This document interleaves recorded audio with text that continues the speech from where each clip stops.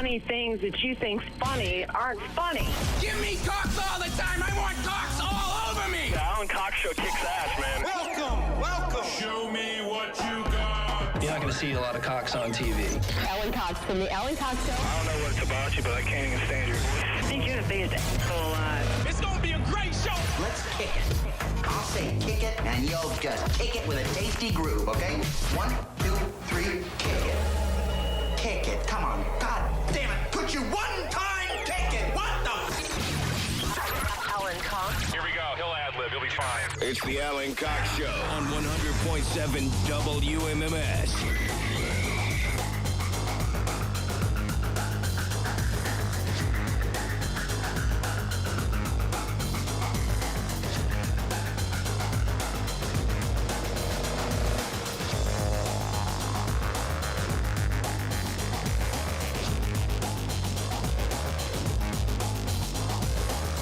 Oh, hey, there we go. Good afternoon, everybody. Let me take myself a deep breath here. What's going on? Good afternoon. My name's Alan Cox.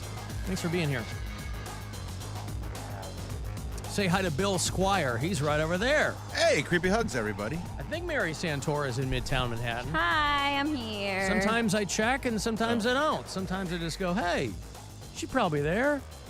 And there she is. Like magic. Hey, if you want to join us today, please do. A lot of things to talk about today. Probably not. You'll see me after the show. It's the show just begun. I will not. I know you can't. We all got lives to lead. Yeah. What do you want? Got things to do. Well, there's plenty of things to talk about. We'll talk about the big ones, and I'm interested to hear what people think. Of course, I'm talking about Alec Baldwin's case being dismissed with prejudice. Did something else happen, or? Alan, see me after the show. If you want to join us, 216-578-1007, 800-348-1007.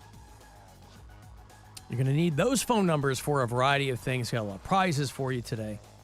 And I'll have another key. You're going to get that key early-ish in the show. My key for the Buzzard bike that hopefully will fire up this brand new Harley for you. That's going to go off around 3:10. I got $1,000 an hour for you, courtesy of the Buzzard bookie. And since I completely forgot, and I had people calling me out, I completely forgot to play the Dick song on Friday. Friday was the Captain Fun and Stepmom Mare show. The bill was out. And at the end of the show, I text Mary. I'm like, I forgot the goddamn song. I had it ready to go. The Boot, Skook, and Booby. Dick called and said that he and his... Well, I'm glad I get to hear it. Played the Boot, Scoop, and Boogie. But first, everybody, I've got full details as promised. You know we're going back out in the lake this summer. Oh, yeah. Man, I'm telling you what. It'll be a good time. Captain Fun's Floating Fandango. All the this... sequel. Yeah. All of this is supposed to be live as of 2 o'clock. I hope that that's the case. You know, they set these things to go off at the top of the show, and I hope that that's the case today because people are going to want to figure out what's going on here. So hopefully that's the case. But I will run it all down for you here at the top of the show. We are going back out. We're changing a few things up. The Captain Fun Floating Fandango, the three of us will be there. It's presented by Circle K. We're going to go out on the Good Time 3 on Saturday, August 24th. So mark that down. Saturday, August 24th, we're going to go back out. It's going to be a skosh later in the day. It's 3 to 4:30. Oh, that's not too much. That's not too bad, right? We're gonna. It's shorter though. Well, it's shorter because they've got a dinner cruise. Yeah. Ah. So we're doing the Good Time 3, which means this boat docks off the East 9th Pier.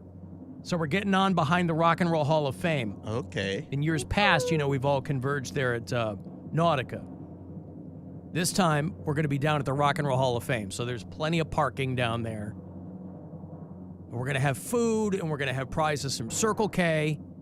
If you are on their Inner Circle app, make sure you have that. I would tell people, when we go to the bars on the boat, I just use my card. I think a lot of us do. I would tell people to bring cash, though. Because we're going to have a lot of for like drinks and tubs, food, yeah. for food and yeah. things we're going to have all that. But I would tell people to bring cash. Matitude's going to spin for us again. Now, another thing that we're changing up, because people have asked us in years past, you can buy tickets. Now, we're going to give away a lot of them. I'm going to start giving them away this week around 3:20. Stansbury's going to be giving them away. I'm not sure when he's doing that. But you can confer with him on that. I will be doing a couple of ticket stops. There are plenty of ways for you to win them. You can go to WMMS.com and register there. But I'll be doing a couple of Circle K stops in August. I'll tell you about those as we get closer to them. But for the first time, you can buy tickets if you just want to bypass all of that. They're $20 a pop. So if you go to goodtime3.com, just go to alancoxshow.com. There'll be a link there. You can go that. Sale tickets are limited. So if you just want to bypass, you're like, well, I'm never going to win them. This year, you can buy them. I mean, we had people in years past who would win them and immediately flip those tickets. I was flabbergasted at what I heard some people telling me that they bought tickets from somebody else, how much they spent. And I'm like, wow, I mean, we have a good time, but let's be serious. Very famous, Alan. Not even. Hey, people want to go out on the lake in the summertime, right? It's a good time. So that's the long and the short of it. The Captain Fun's Floating Fandango, we're going back out in the Good Time 3 this year. It'll be Saturday, August the 24th. And all of the information for you will be at WMMS.com. I'll tell you in the weeks to come where I'm going to be out at Circle K, giving away tickets. And then I'll have the first pair for you to win this afternoon around 3:20. Bill will be there. I think Mary will be there. I'll be there. Otherwise, it'll be the AC and BS cruise. Mary will be there. You can... Oh, we'll have MS. Don't worry. You can regale her with questions about how expensive it is to live in New York City. Oh, it's so expensive. Because they don't tell you that when you move there. No one knows. I mean, she's been there 7+ months now. Real shocker. And she's still trying to figure it out. But she's managing to do it. But whatever questions you've got for her New York City about the expenses and living there, she'll be able to answer all of them. And if you have questions for Bill and I on the boat, what questions would people want to ask us? Well, so this weekend I was out in Geneva on the Lake again with my girlfriend for her birthday. Yeah. And we were staying at a cute little place out there, and some customers showed up at the pool. After I left early on Sunday. Was it a bed and breakfast? No, it's a little motel called The Weekender. Okay. Cute little place. It's just like a dude that runs it, and he's real chill, and it's a heated pool, so like night swimming's real good there, which I'm a big fan of that. But I guess some customers were hanging out at the pool, and they found out that was my girlfriend, and they're like, "Have you met Alan? What's he like?" And she's like, "I met him once. He's nice. I don't know what you like." I think they think they're gonna get more like behind the scenes stuff. Drama. And like there I am is any of exactly that. as big of an a-hole in real life as I am here. There's no difference. There's not a difference. Just ask me. I'm the same a-hole off the air that I am on the air. It's very simple. There's no math involved. In the the short amount of time that you guys have interacted, I think you may have met her twice.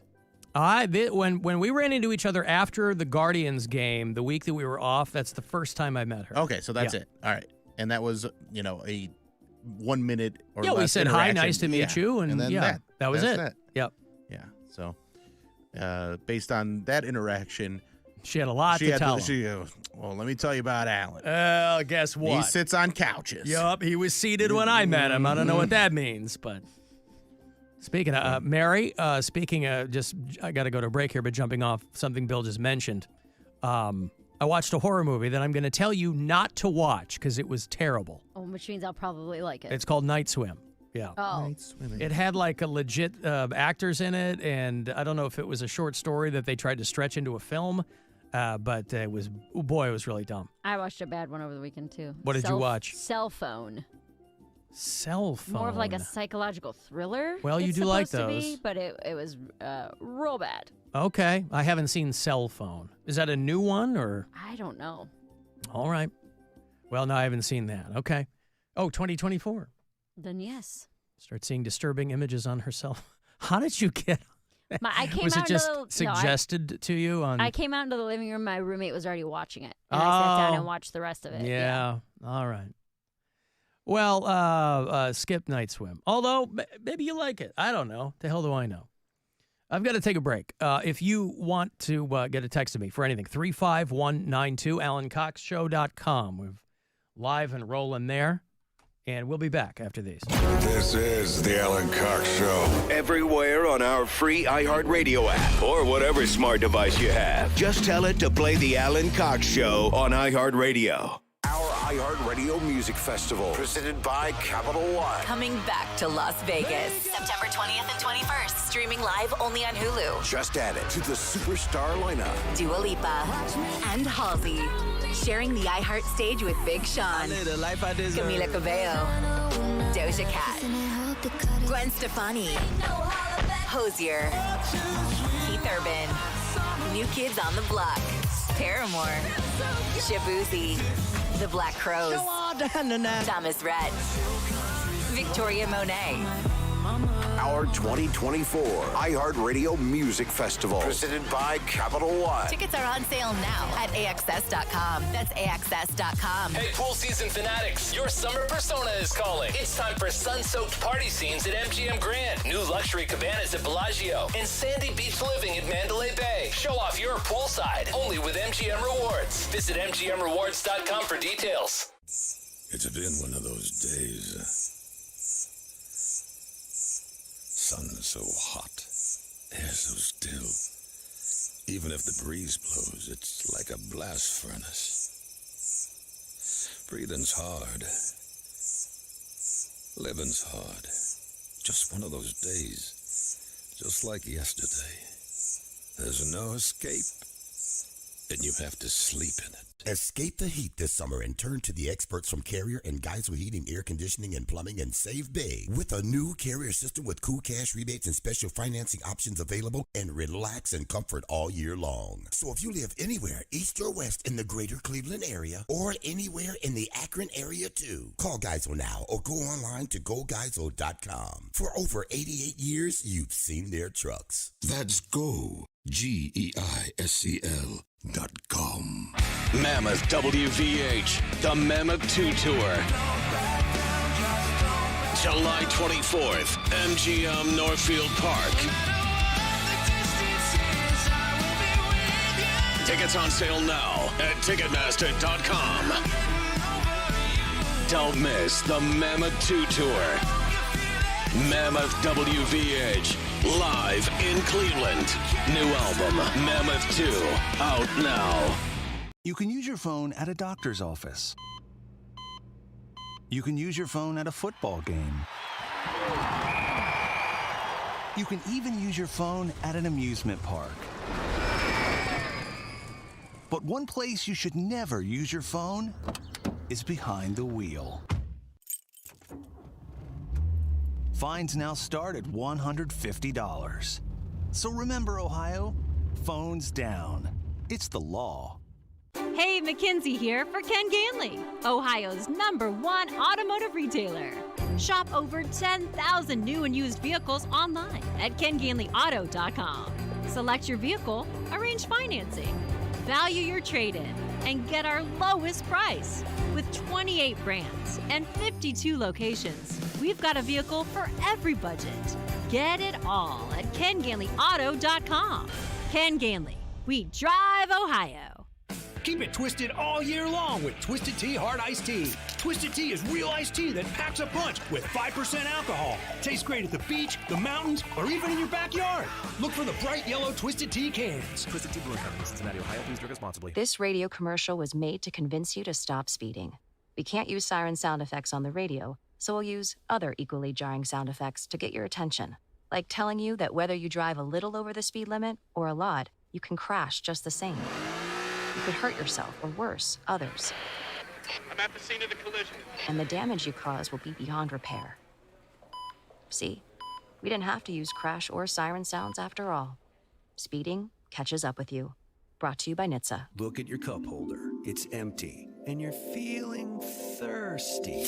Head to a nearby convenience store and fill it with a Pepsi Zero Sugar, Mountain Dew, or Starry. Grab a delicious, refreshing Pepsi for the road. Water, fire, wind, mold. When disaster strikes your home or business, Paul Davis is your best friend on your worst day. Why? Because Paul Davis handles everything quickly and seamlessly, from cleanup to recovery to reconstruction. For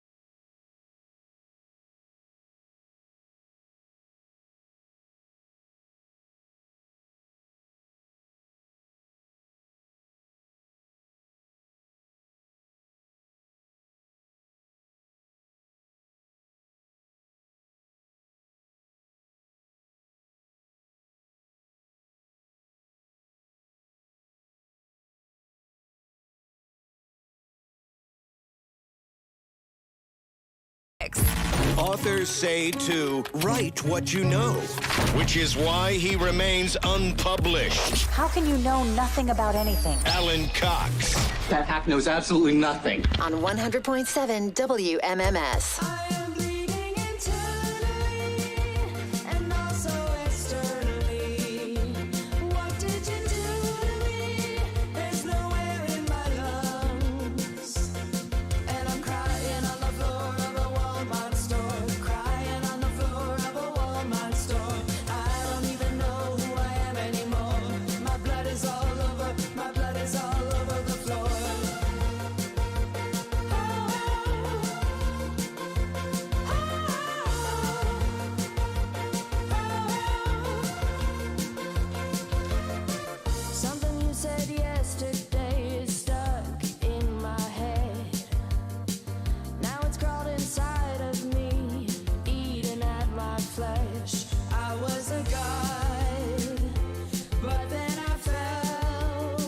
There's no baseball tonight, is there? That's the home run derby tonight. Home run derby tomorrow night. No, home run derby tonight, I think. Oh, 8 o'clock. Yeah, you're right. Well, one of you guys sent me, I guess you sent it in the group chat. I was getting ready to go to dinner on Saturday, and which one of you sent me the thing about Trump getting shot? I think I sent it first. Yeah.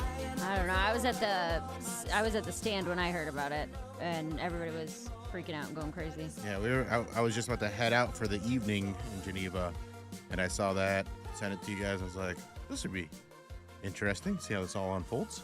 Well, my immediate reaction was it was staged. I'll be 100% honest with you. And obviously that's in the initial blush of nobody having any information, right? But that's where we are now, is when something like that happens, you're going to have a pretty sizable portion of the population, myself included, going, nope, staged, because the news cycle had been nothing but Biden for a while, and this gives it back to Trump. Now, since then, they have obviously a lot more information has come to light, and I divested myself of that opinion, but a lot of people have not.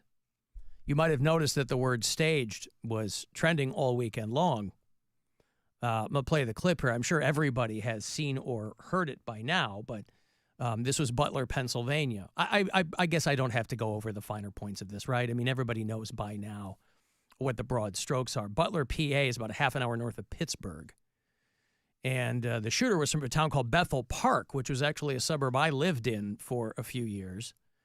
I lived in a bunch of different places over the 8 years that I was on the air in Pittsburgh. But I lived in Bethel Park for a little bit of time, and it's... I just did stand-up in Bethel Park a few months ago. Yeah, there's nothing notable about it. It's a south suburban Pittsburgh area. It's upper middle class. It's largely white. It's historically conservative, but not crazy Trump flags everywhere. But the kid graduated from high school a couple of years ago and used his dad's rifle at this rally in Butler, PA. That chart's a couple of months old, and if you want to really see something that's said, take a look at what happened. Of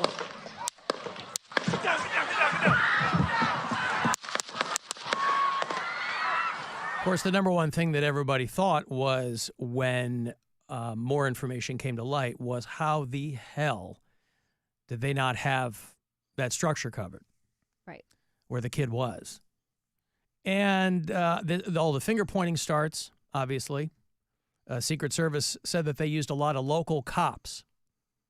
And so they're pointing the finger at them, at the Butler Police Department. The person who was killed, the one fatality, unless there's been an update, I know there were a couple of other people that were critically injured, but the one person who was killed on site was the former, as I understand it, fire chief of Butler, Pennsylvania. Not an old guy, like I think late 40s, early 50s.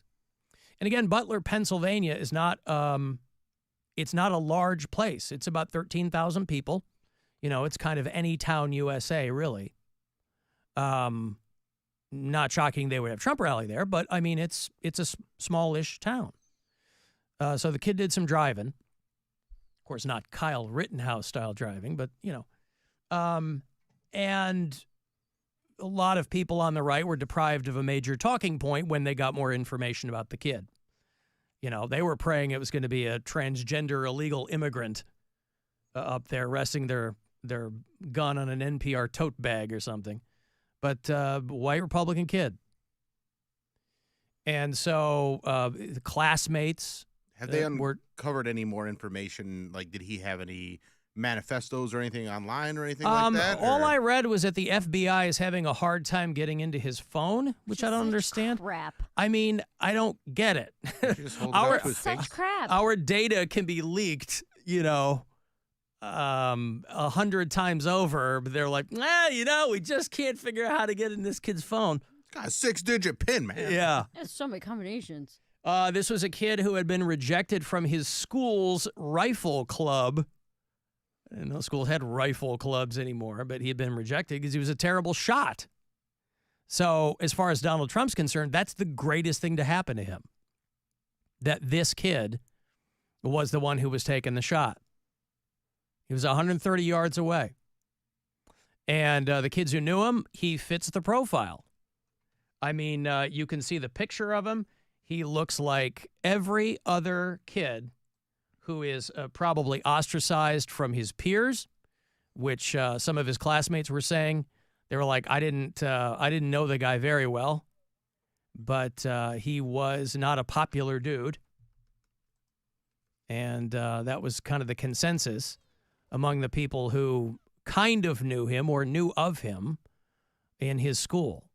Have any interaction with him, but he was like a kid that was always alone. He was always bullied every day. He was just an outcast. I mean, he would sit alone at lunch. I mean, he was just an outcast, and you know how kids are nowadays, so they're going to see someone like that, and they're going to target him because they think it's funny or whatever. So it's the best way I can describe it. And it's honestly kind of sad. Yeah. So, again, fits a lot of that profile, checks a lot of the boxes for kids who show up and do this kind of stuff. But not some crazy left-wing kid. His father, Matthew Crooks, said he's still trying to figure out what the hell is going on. But he, I guess, used his dad's rifle or something. He wasn't carrying any ID on him. By most accounts, people were like, he worked at like an old folks home or something, and the people he worked with said he's quiet, but he did a good job. But there was a lot of this, obviously, in the initial aftermath, that, there's no real downside for Trump. Is like I said, that the entire news cycle has been about Biden for 2 weeks, and this puts it squarely back on Trump. I'm sure there's already merch, right? My brother sent a picture of a hat that he already bought. Yeah.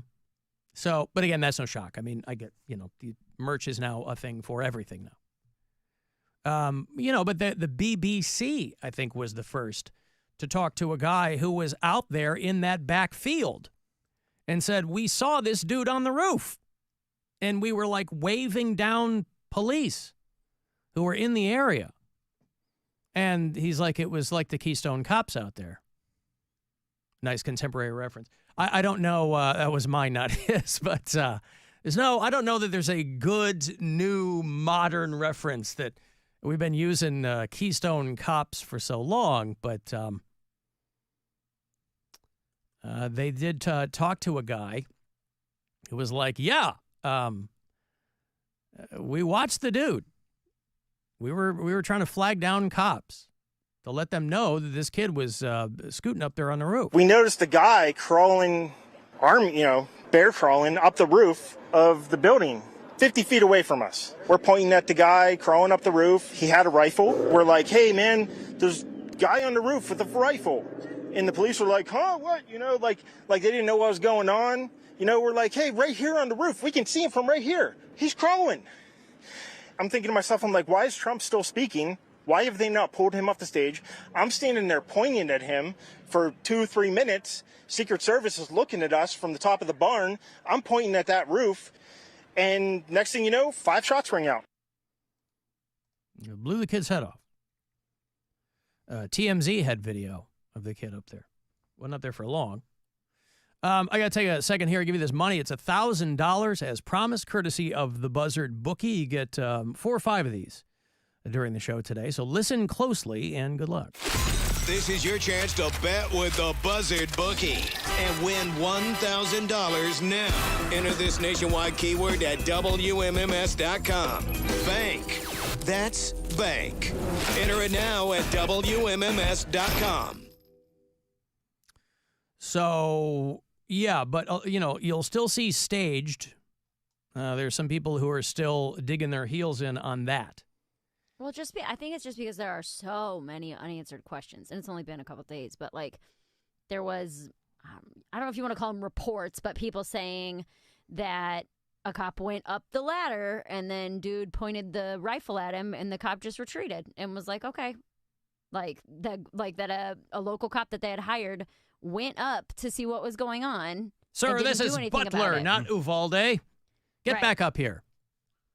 Yeah, again, there are. I would be really surprised if that was the case, but who knows? I mean, listen, I don't. It's ironic that for a crowd that's so big on the Second Amendment, traditionally rallies of any kind along these lines, they want to make sure people aren't carrying. So a guy on a roof is probably going to stand out.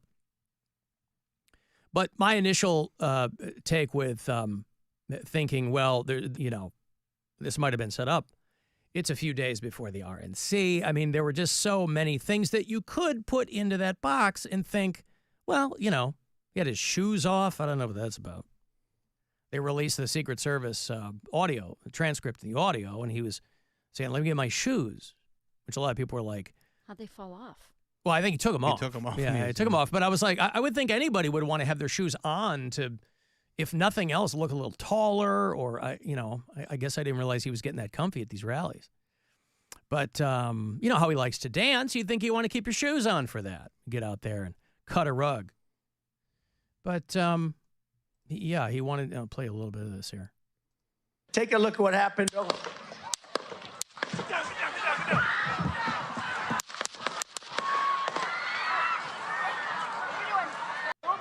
me get my shoes. Let me get my shoes. I got you, sir. I got you, sir. Let me get my shoes, sir. Hold on, your head is bloody. So we gotta move to the bus. Move to the bus. Let me get my shoes. Okay, my shoes down. Wait. So he tells him to wait so he can go back and do the fist pump. So say what you want about. I cannot believe that they let him, though. Say what you want about Trump. He's a showman boy. He never misses an opportunity. Okay. Because I initially thought too, I was like, that photo is staged. But then I was watching a thing with the photographer, and he's like, look, I've been doing this a long time. You got to know how to frame stuff. And it's, this guy got off an amazing shot. Just an amazing shot. So, I heard the photographer. Yeah. Yeah, I'm sorry. The photographer was the only one who, but yeah, obviously they're going to. He was in his school's photo club. They're going to drill down and get a lot of information. We're going to have more information than we ever wanted to have. But, in my mind, I'm like, any person, I know Trump's a coward, but he didn't even look scared at all. And I'm like, I would think that any human being has like a fight or flight response. You always think about Secret Service once they lock in. They take the dude down. And it kind of looked like they were shuffling him along, So I don't know. The whole thing, there are still some people who are convinced that it was set up. Strangely, I haven't heard people in conservative media say that, which is weird. If this was Biden, they'd be screaming false flag until their throats were Oh, raw. and they'd be making all sorts of jokes and so. I haven't heard anybody Mary's tweet was suggest. funny though with the picture. What was that? I got in trouble. You got in trouble? What was your tweet? I put the picture of him with his fist up where they're all trying to push him away and he won't. I just said, my friend's trying to get me in an Uber after my 11th vodka soda. What's the matter with that? People are furious. Because of that picture. I already lost a ton of followers after I posted that white trash couple at the fair video. Right. And then I lost like another 600 yesterday. Well, then I guess you know who your demographic is. Yeah. People who get really mad at that kind of stuff.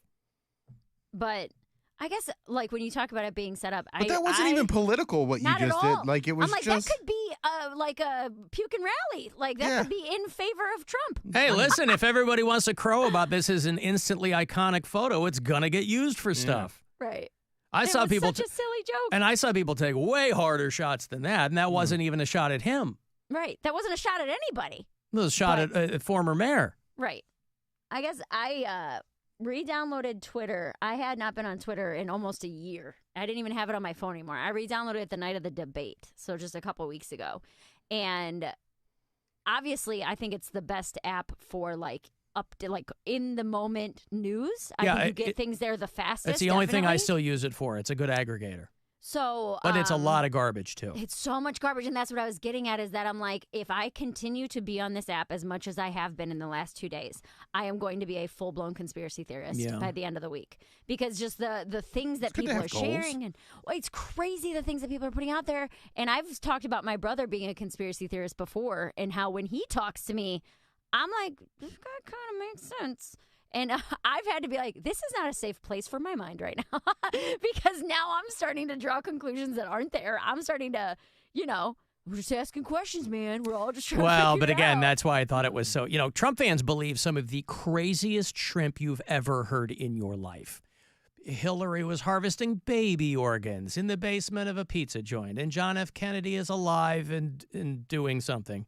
And Joe Biden is on cocaine. But setting up a fake assassination attempt is just too incredibly unbelievable. You just can't get your brain past that point. Now, I don't think that it was. But it is interesting how, I guess, depending on how you already view things like this, you get your mind made up. People were messaging me and leaving voicemails. Whoop, Trump just won the election.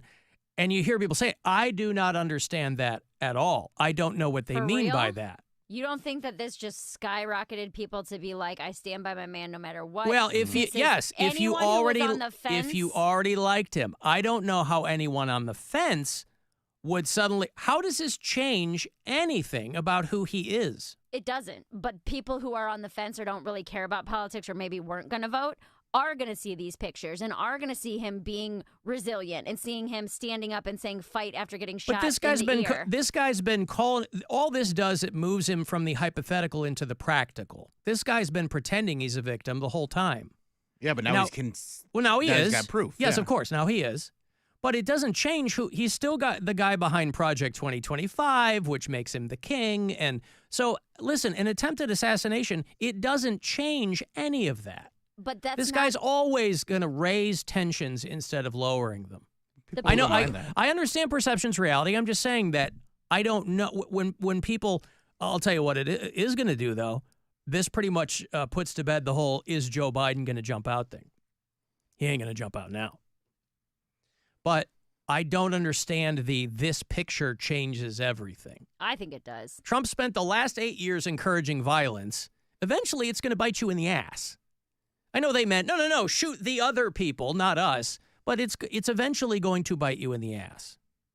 So I don't know why he would earn any sympathy or generosity. I mean, he hasn't earned that from people he's spoken about. It's not going to change who he is. But I don't think people care. Well, People who are not paying attention to politics to begin with, when this is their introduction to, hey, should I vote or not? And they see a guy get shot, go down, come up, raise his fist, and then go golfing the next day. Well, you might be right. Just by that alone, people are going to be like, I like this guy. You might be right, but I don't think the people that I don't they're see the saying logic it's in gonna, that. There isn't any. That's the whole point, is that the people that this is swaying don't know anything. The people who are on the fence and maybe going to vote one way or the other, I absolutely see how this makes the guy more likable, because it did to me. When I saw him do it, I'm like, this is crazy. Made him more likable. Yes. How so? That even in the face of death and being shot at, he's still going to say, America, fight, we're in this together, and pump his fist all bloody and walk off the stage. But the whole unity nonsense lasts for about an hour. Then it's back to, they're rapists in our streets. And I mean, maybe. We'll have to see what comes up this week at the RNC. You know, guys like Marco Rubio are still hoping to be VP. So he's out there going like, God protected Trump. And you won't be shocked to know how that makes the families of school shooting victims feel. You know, Parkland, Florida had a school shooting, big one. That was part of Marco Rubio's district in Florida. So I don't know. Again, I don't understand undecided people in the first place. So you could be 100% correct. I guess God took a long lunch the day of Parkland. But, yeah, I don't know. Because it all happens in a split second. And so he knows what a good photo op is. So anyway, to quote Republicans after gun violence of any kind, thoughts and prayers.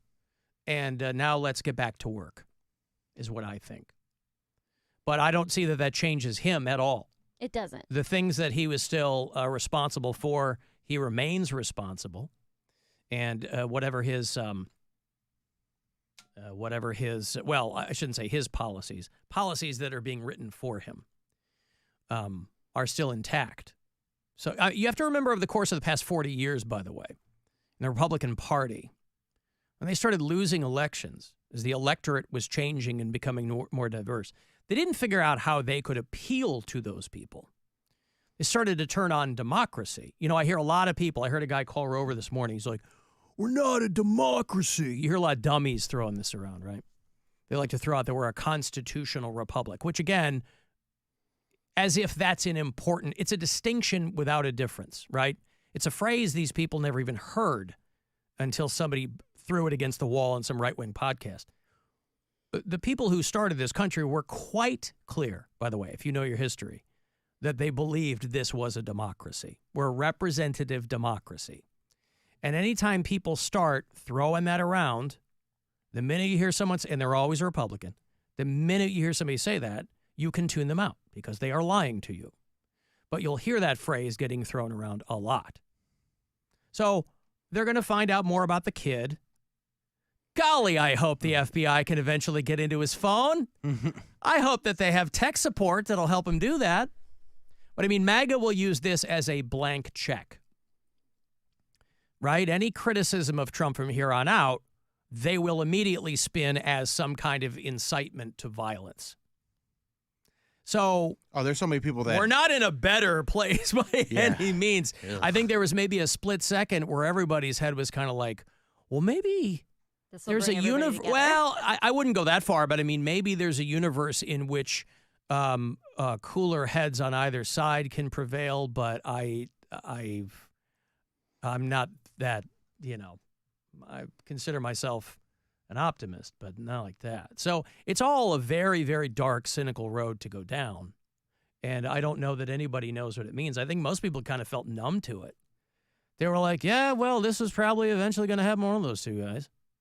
I know we have to go to a break, but I felt like the reaction from the crowd was one of the most shocking things to me. What was that? There were no people running, screaming, going crazy. Like, yeah, but you know what? Shots. I feel like if I'm in public and I hear gunshots, I'm sprinting in the opposite direction of where the sound came from as fast as I can. Have you ever been in a big area where there's gunshots? I have not. Okay. Well, they sound like fireworks. They sound... but they sound less than that.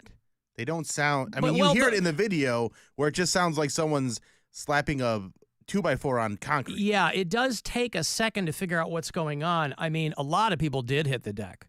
The guy who died, was using himself as a human shield for his family. So, but then there was the woman sitting behind Trump who just picked up her phone. With the black hat on? I don't know. She just lifted her phone and started filming. And I was like, so people are going to be going over this like the Zapruder film. But listen, I think that you have to be, I don't know that anyone is so hardened that you can't generate some empathy for a person who has lived through something like this, right? But it doesn't change who Trump is. So I'm glad he's not dead. Two things in your brain can be at the same time. You can condemn the guy, as I am wont to do, but doesn't mean you wish the guy dead. I'm surprised at how many people were like, darn, they missed. I was like, wow. I mean, that's not a place that I could get to. Because then you have we have a huge gun problem in the country, right? As a species, we're violent, but there's a whole lot of things circling that orbit. So I don't know, but I don't know. Your brother's going to have a field day with it, of course, for the foreseeable future. Not really. Oh, really? They were kind of like, I don't even know how to describe it. Like, we were talking about it happening, but they weren't like crazy about it. They were just like, yeah, here's what's going on. This is what happens. People are insane. Yeah, well. Okay, I got to take a break here. You want to send me a text? 35192. Want to go see the Cleveland Orchestra perform The Lord of the Rings out at Blossom? You know, a little culture in your life? That's going to happen the first weekend in August. I will get you 4 tickets for the August 3rd performance. You want to get out there, we'll do that coming back. 35192. Again, to text for anything. You can listen anywhere on the iHeartRadio app. With the courts and the gridiron silent, you'd think there wouldn't be much action over the summer. But you can still get a taste with the Buzzard Bookie. 9 chances a day every weekday to win $1,000. My heart is pounding. Yes! On top of the world, yeah, this is insane. Keywords come at 30 past the hour. Hell yeah, I won $1,000. On 100.7 WMMS. Sarah Spain with iHeart Women's Sports, presented by Capital One. Asia Wilson put up 28 points and 17 boards. Kelsey Plum had 22 points, and the number 3 seed Las Vegas Aces rallied from down 13 points in the second quarter to beat the struggling Washington Mystics 89-77. The Aces have won 4 in a row and 10 of their last 11 since the return of point guard Chelsea Gray. Ariel Atkins had a career-best 36 in Washington's losing effort. For more women's sports stories, subscribe to Good Game with Sarah Spain on iHeart Podcast. With the Venture Card from Capital One, you earn unlimited 2x miles on every purchase. Plus, earn unlimited 5x miles on hotels and rental cars booked through Capital One Travel. Terms apply. See CapitalOne.com for details. Your afternoon drive is brought to you by the Ken Ganley Auto Group, Ohio's #1 automotive retailer. Hey, it's Bill. Right now, Wendy's kickstart your morning with the new breakfast burrito. Wendy's breakfast burrito is hearty and delicious with 6 strips of bacon, seasoned potatoes, 2 fresh cracked eggs, and 2 slices of cheese, all wrapped in a warm flour tortilla. And if you're extra hungry, enjoy a new Wendy's breakfast burrito in a breakfast combo, which includes a small seasoned potatoes and your choice of beverage. I suggest the Simply Orange Juice. So break your boring morning routine at Wendy's and try the new breakfast burrito at participating Wendy's during breakfast hours only. Choose wisely. Choose Wendy's. The free iHeartRadio app has over 100 commercial-free stations like New Metal Radio. Wake up, grandma should put a little makeup. Rock, gotta have fun. Search in You Metal Radio and listen now on your free iHeartRadio app. Free never sounded so good. If you have a plumbing or AC issue, who do you turn to? Consider Jackson Comfort. At Jackson Comfort, when you call before 2 p.m., you'll get our same-day service guarantee. It's our Jackson Comfort promise. Your repair done that same day, and at no additional cost to you. Call Jackson Comfort or check us out online at jacksoncomfort.com for your heating, cooling, plumbing, and drain needs. I'm Doug Jackson with Jackson Comfort. That's my dad. Proudly serving you for over 95 years. We love our neighbors. Looking for a driving job? Giant Eagle is hiring experienced Class A CDL drivers for regional transport. Competitive pay, benefits, and a supportive team await you. Jumpstart your career now. Visit jobs.gianteagle.com today. This is the story of the one. As head of maintenance at a concert hall, he knows the show must always go on. That's why he works behind the scenes, ensuring every light is working, the HVAC is humming, and his facility shines. With Grainger's supplies and solutions for every challenge he faces, plus 24/7 customer support, his venue never misses a beat. Call quickgrainger.com or just stop by. Grainger, for the ones who get it done. If you're listening to this and you're not already keeping it easy in your backyard with a Bud Light, well, consider this message a gentle reminder. Your backyard is waiting, and so is that Bud Light. Easy to drink, easy to enjoy. Bud Light. Enjoy responsibly. Anheuser-Busch Bud Light Beer, St. Louis, Missouri. Look at your cup holder. It's empty, and you're feeling thirsty. Head to a nearby convenience store and fill it with a Pepsi Zero Sugar, Mountain Dew, or Starry. Grab a delicious, refreshing Pepsi for the road. When something happens to your kitchen, you might say, "This is ludicrous." But that won't fix your home. That will only get you the rapper, Ludacris. Having trouble? Don't panic. Don't be alarmed. You need to file a claim? Holla at State Farm. Like a good neighbor, State Farm is there. That's right. You can file a claim on the app or call us. Thanks, Mr. Chris. No matter how ludicrous the situation, like a good neighbor, State Farm is there. State Farm, Bloomington, Illinois. Your spark is all you need. And let's be real, you don't have time for smoke and mirrors anyway. So ditch all the pretentiousness and the lighter it rode in on with Blue. Blue e-cigs are available in a variety of satisfying.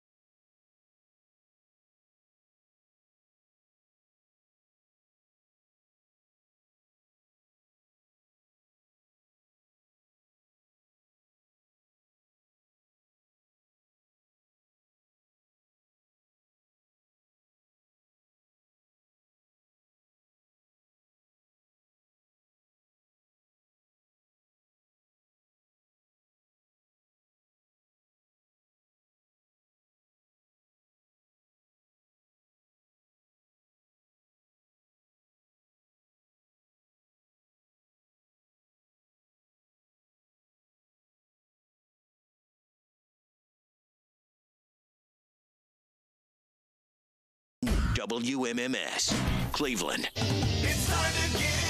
Hey, hey, time to give stuff away.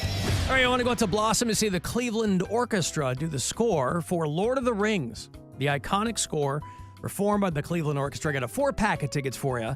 It is live at Blossom the first weekend in August. That is the 2nd, 3rd, and 4th. Your tickets will be for the 3rd. And tickets for the entire 2024 Blossom Music Festival season are on sale now if you go to clevelandorchestra.com. This pair for you. Sorry, 2-pair, 4-pack tickets. Cleveland Orchestra scoring Lord of the Rings, August 3rd at Blossom. Caller 10. 216-578-1007.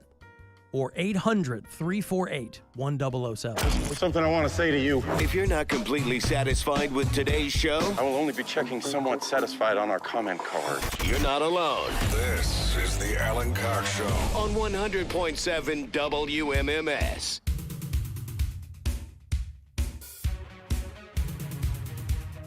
$35192 if you want to text me. AlanCoxShow.com. Got the details for you if you want to join us on Captain Fun's Floating Fandango. We're changing some things up, but it's still going to be a good time. August 24th is when it's going to happen. So go to WMMS.com and get all the details there. You'll be able to buy tickets, too, if you're not able to win them, but we give you plenty of chances to win them so that you can come out and hang with all of us on the boat. So WMMS.com. It should be right there on the front, I think. The guy asked for some premium placement there on the front of the page. So look for it there. Yeah, there it is. Win your way aboard Captain Fun's Floating Fandango. Who's helping us today in the video department after such a long and laborious weekend? Linder Aberdeed. Thank you so much, sir or madam. I appreciate it. You had quite the pool day yesterday. I saw your video. Me? Yeah. Didn't you post a video of pool day? I didn't post anything. Oh, I thought you posted a video of you in the pool. I mean, I didn't post anything. Oh. Somebody else might have posted stuff, but I didn't post nothing. But yeah, it was a good day. It was a good pool day. A hot day. Yeah. All day yesterday. Well, then it got rainy, and then everybody went inside, and so then we went back out and had the pool to ourselves. Fun time. Yeah. It was a great weekend. Friday went to Pioneer Water Park, whatever it's called. You tell me. I didn't go. It's Pioneer Water Park out in Chardon, and that's for my girlfriend's birthday weekend. And we're in the lazy river, and all of a sudden, everybody, like all the lifeguards, start Baywatching over to the middle of the lazy river. There's like an island in the middle, and I guess some lady flipped out of her tube backwards and hit her head. Oh. And she got a little too lazy. Yeah, she got a little too lazy, and they had to pull her out of there and take her out in a ambulance, and so that was crazy. But wow, those kids were, they were taking it serious. They're like jumping over fences and stuff. They're all running, and I was like, oh, they should play the music. What? Play the Baywatch music. Oh yeah. Yeah, well, I'm like, you guys are running too fast. You're supposed to run in slow motion. I also didn't realize that they had lifeguards for a lazy river. I mean, yeah. Yeah. You got to have... I mean, usually you can stand up in a lazy river. It's going to come up to your thigh if you're lucky. Yeah, but even in a... But she hit her head. She hit her head, yeah. You got to be prepared. So they have like 3 different lifeguards watch, because it's a pretty big lazy river. Mm-hmm. So they got to have, a few points covered. And then... They're running from all over the place because there's water slides and there's a pool. Oh, I see. It was a whole big production. Yeah. They keep an eagle eye on the proceedings. Yeah. Hey, David. Hey. David, what's going on? Hey, I just a couple of things I wanted to say. Alan Crooks, hit the show. Thank you, sir. But I know who the next vice president is going to be. I know. Boy. I've spoken to Trump himself. This is breaking news right here. The next vice president. It is? Yeah. Take from Dayton. George Santos. Oh, hey.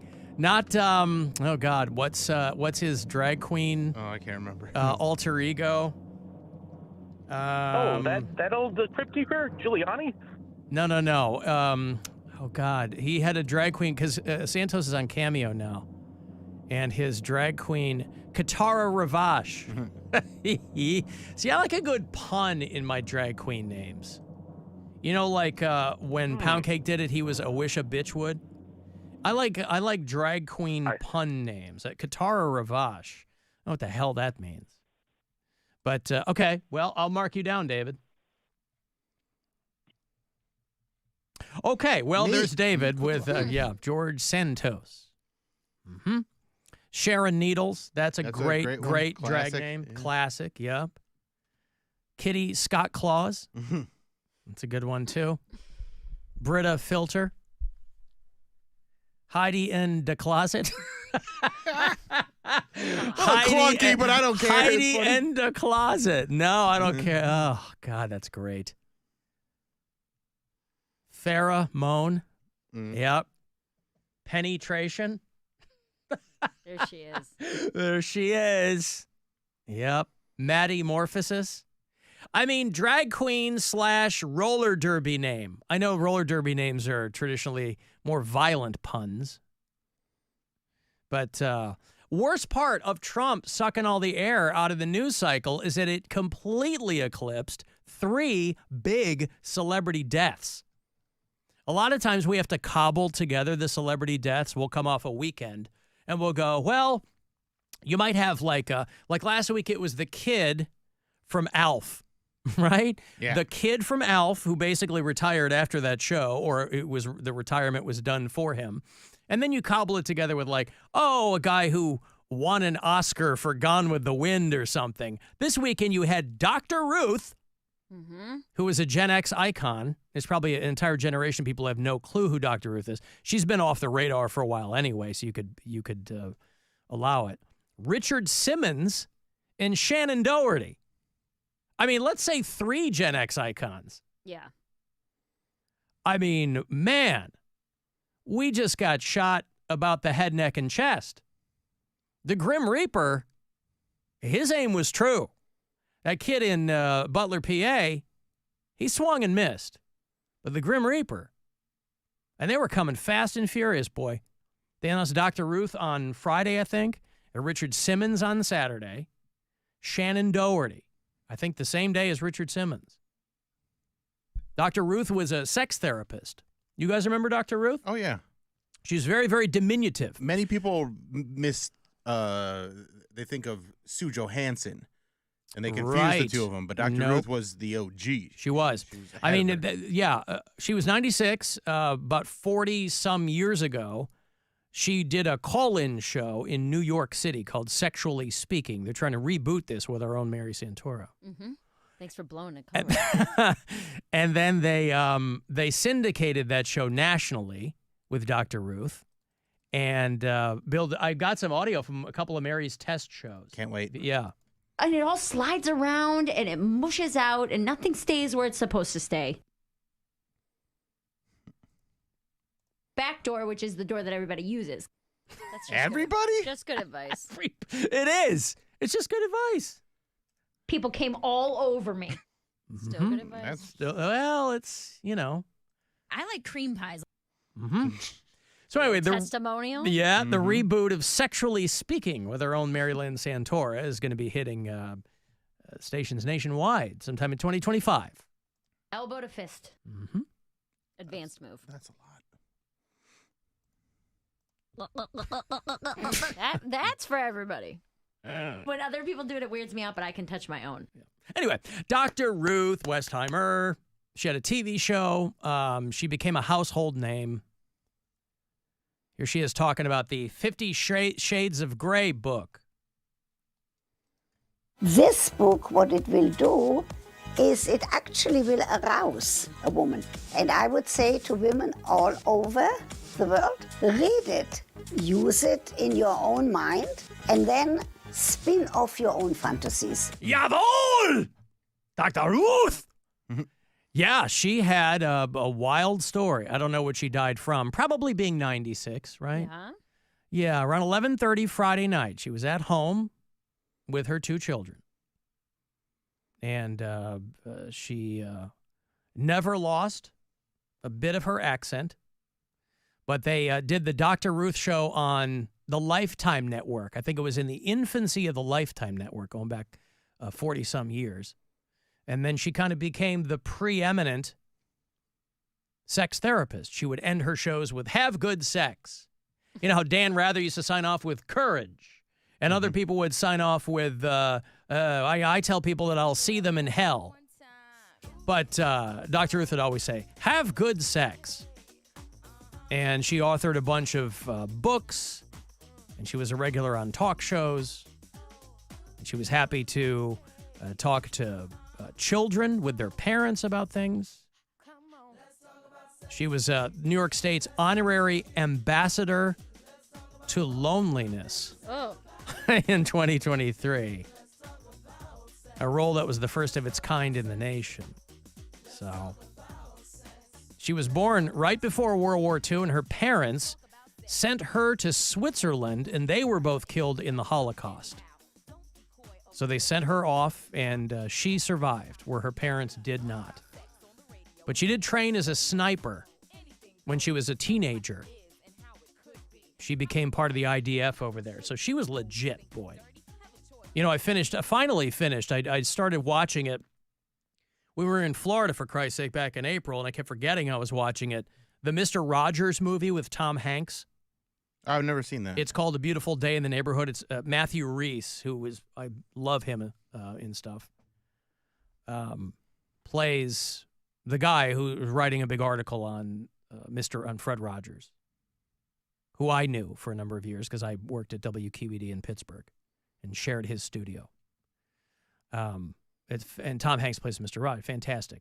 But they allude in the movie, somebody asks him the question, is it true you're a Marine sniper? There are all these urban legends about Mr. Rogers, that he was like this Marine sniper with, triple-digit kills. And he's like, no, that's not true. That's not the case. They did the same thing to, what's his face, the Happy Little Trees guy. Bob Ross. Bob Ross, yeah. Because people they can't conceive that someone could be so just kind and nice, and yeah.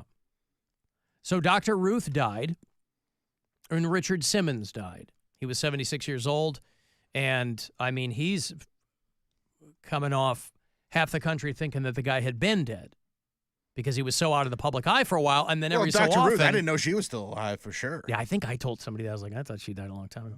But Richard Simmons, who I remember when his show was on television, my mom was a big Richard Simmons fan. So between Jane Fonda's Jazzercise, or what was it? Was it Jazzercise? It wasn't Jazzercise. The Jane Fonda workout or whatever. Those tapes, and Richard Simmons on television, it was an entire generation of boomer moms who were watching him on television. Now, they did actually announce the actual vice president candidate for Trump. I thought they were doing that on the last day of the convention. That's usually when they do just got an update. So this is, who is it? J.D. Vance. Yeah, from Ohio. Yep.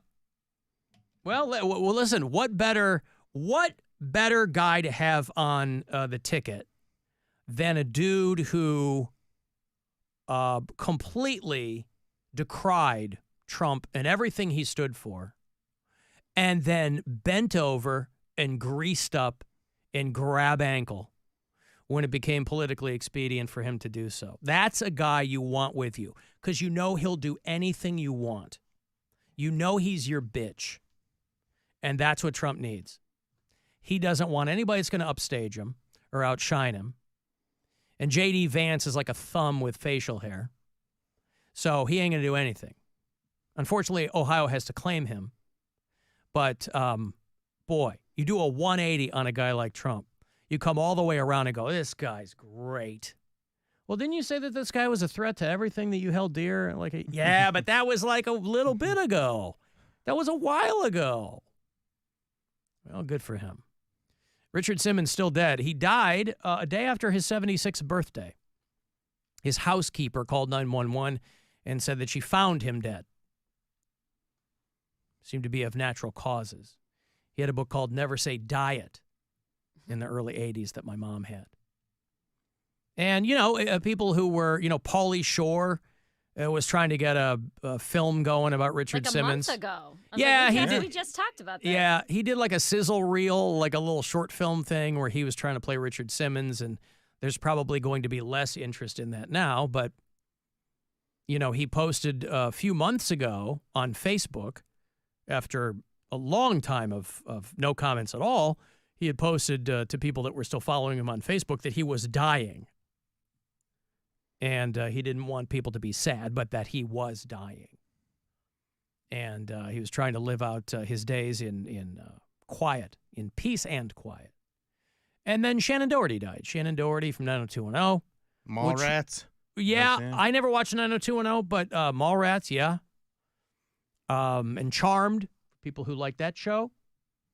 She had been sick for quite some time. She was really kind of in and out with breast cancer. But she dealt with it for a long time. And she died over the weekend. She was 53, so she was the youngest of the three. But I'll give you some Richard Simmons. I'll give you some Shannon Doherty. Are you ready to tone? Well, let's warm up those muscles. Get your chia in shape with Richard Simmons Chia Pet. Just spread the seeds, water, and watch it grow. Take us through a typical day. You get up. What time does your day begin? What time do you start? 4:30 or 5. Mm-hmm. And what do? Go to Tune Up Masters and get oiled up? I can't. No, I do care. I do care. This stuff on the page. No. It's just let's make fun. No, I'm it's sorry. pin the tail on Dickie. That's what it is.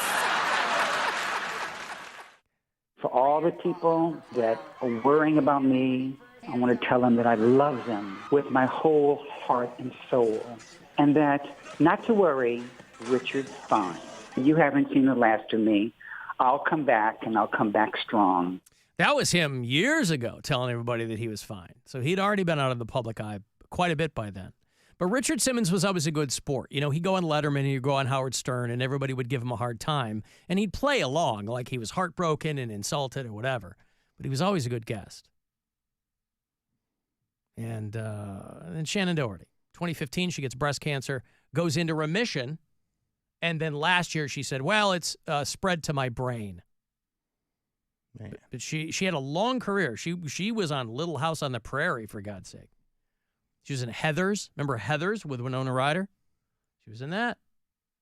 So, big weekend of celebrity deaths. Let me give you a key for the Buzzard bike, and then we'll go to the break here. We got a bunch of these to give to you. It's a shot for you to fire up this brand new Harley we're giving away. So, be caller 10, and you will win my key today. Budweiser and WMMS are teaming up to give somebody a new Harley-Davidson Sportster 1250S, the Buzzard bike. Go to WMMS.com for all the details. But caller 10 right now, you will win my key today. So good luck. 216-578-1007 or 800-348-1007. It's the Alan Cox Show. Everywhere on our free iHeartRadio app. Or whatever smart device you have. Just tell it to play the Alan Cox Show on iHeartRadio. Our iHeartRadio Music Festival, presented by Capital One. Coming back.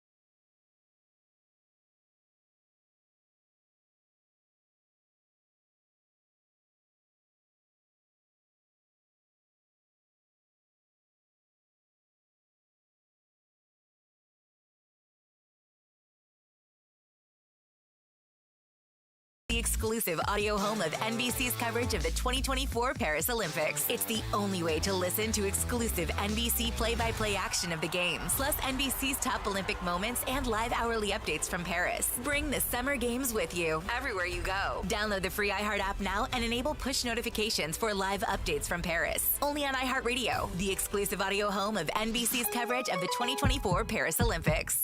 Oh yeah! It's time to give stuff away. Time to give stuff away. All right, we announced at the top of the show, if you want to join us on this year's Captain Fun's Floating Fandango, our show cruise, we're going out on the Good Time 3. It is all presented to you by Circle K. We're going to have drinks. We're going to have prizes. Matitude's going to spin for you again. You can buy tickets this year. Go to WMMS.com, changing that up a bit since so many people have asked in years past, but plenty of chances for you to win them. All the information at WMMS.com. You can get the very first pair right now. We don't even have our tickets yet.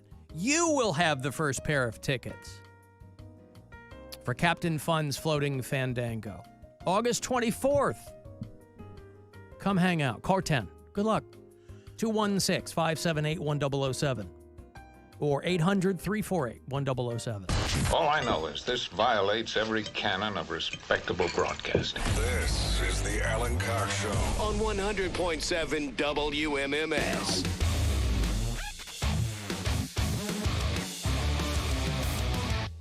My understanding is that the Good Time's having some issues with their website right now.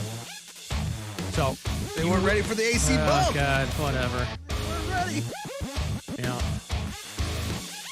So anyway, WMMS.com's got all those Or it's details. hackers trying to stop us. Trying to stop us. Yeah, maybe. Those furries. Mm-hmm. Yeah, August 24th. It's going to be a lot of fun, and we'd love to have you along. So the information is right there on the front page of WMMS.com for you. I mentioned I will be doing a couple of ticket stops, only two, both of them consecutive weekends in August. Saturday, August 10th, I'll be at the Circle K in East Lake. And Saturday, August 17th, I will be at the Circle K in Fairview Park. So times, locations, all that stuff is there at WMMS.com. But I will have tickets for you all this week. I know Stansbury's giving away tickets as well. I hope he's going to come along. And plenty of chances to win them and eventually buy them. No Guardians tonight. They are back in action on Friday. I think the Tigers are in town. Yeah. They didn't exactly kill it with the Rays. They're having a tough July. Yeah. Other than getting the first pick in the draft, getting that Australian dude. That's exciting. Yeah, right? The Basmanian Devil. Yeah. First second baseman to ever go first in Major League Baseball in the draft. No, I'm sorry. The Padres will be in town on Friday. And then I think Detroit's like Monday and Tuesday. And then the Tigers, yep. Yeah. Another 4-game series there. Bunch of 6:05 games, and the Tigers are in town. So a lot of baseball still to be played this summer 2024. Home Run Derby is tonight. Will you be wearing a special hat for this? I'm wearing a special hat. What's your hat? I got the, this is the Guardians version of the All-Star hat. Oh, yeah? Yeah. Let me see. Oh, I thought it was a Miami Dolphins hat. I didn't Guardians hat. Oh, okay. I didn't look that closely. It's the All-Star hat. That's not a C for Miami? No. Oh. Yeah. And Jose Ramirez is in the home run derby tonight, so I'm excited for that. That's awesome. I was hoping Josh Naylor would be in it too, but we do have 5 All-Stars, so I'll check it. I'll dip in on the game tomorrow. Yeah. No, I think it's great. It's very exciting. I do like the home run derby is pretty fun. It It's can long. be. Yeah, it can it's long, be. but it's on a Monday night after like a nice long weekend. It's a nice Monday night turn off my brain event where I can just be like, that ball went far. That ball didn't go far. Oh, that one went far. And that's all I want my brain to do tonight. Yeah, that ball went far. That one didn't go far. Oh, that one was the pink ball. That went far. Do they hit pink balls? I think they do like that because in years past it's been sponsored by T-Mobile, and I think they do like a bonus ball that's pink or something like that. Oh, I see. Home Run Derby. Okay. Yeah, T-Mobile. in Arlington, Texas. That's where the Rangers play. That's where they're doing it. Okay, well, 8 o'clock tonight. You can watch and see how far some of those pink balls go. Anybody watching The Bear? Yeah, I watched it. You watch all of it? I watched all. Yeah. So I saw all of the articles I had seen, half of them saying this is the best season ever of this show. And the other half saying, boy, they've really jumped the shark. Yeah. And I didn't realize it until I finished the whole season, why those people were complaining. And I won't give anything away. But it is a lot of sound and fury signifying nothing. He gets eaten by a real bear. Yeah. Crazy. That's what we've been waiting for, though. Right. His sister has her kid, and he eats it. He works it into a ganache there at the restaurant. Took a very, very hard turn. No, I mean, this season was very much first-year cinematography student type stuff. It was way more style than substance. Oh, there's so much style and so many and it doesn't do anything. Here's another montage. Yeah. So, but how'd you like another montage? If you like the show, you'll what happened in this episode? How about just a montage? Nothing. But it's 10 episodes, and you can tear through them pretty quickly. Yeah, they're only like 30 minutes or so. But my takeaway, and I worked fine dining for a long time, so there is a sizable portion of that show week to week that I'm very triggered by. But what I do love, and I want to incorporate into my own life, is you don't have to remember anybody's name because everything is, yes, chef. Yeah. Everything is chef. You don't have to know anyone's name. I love that.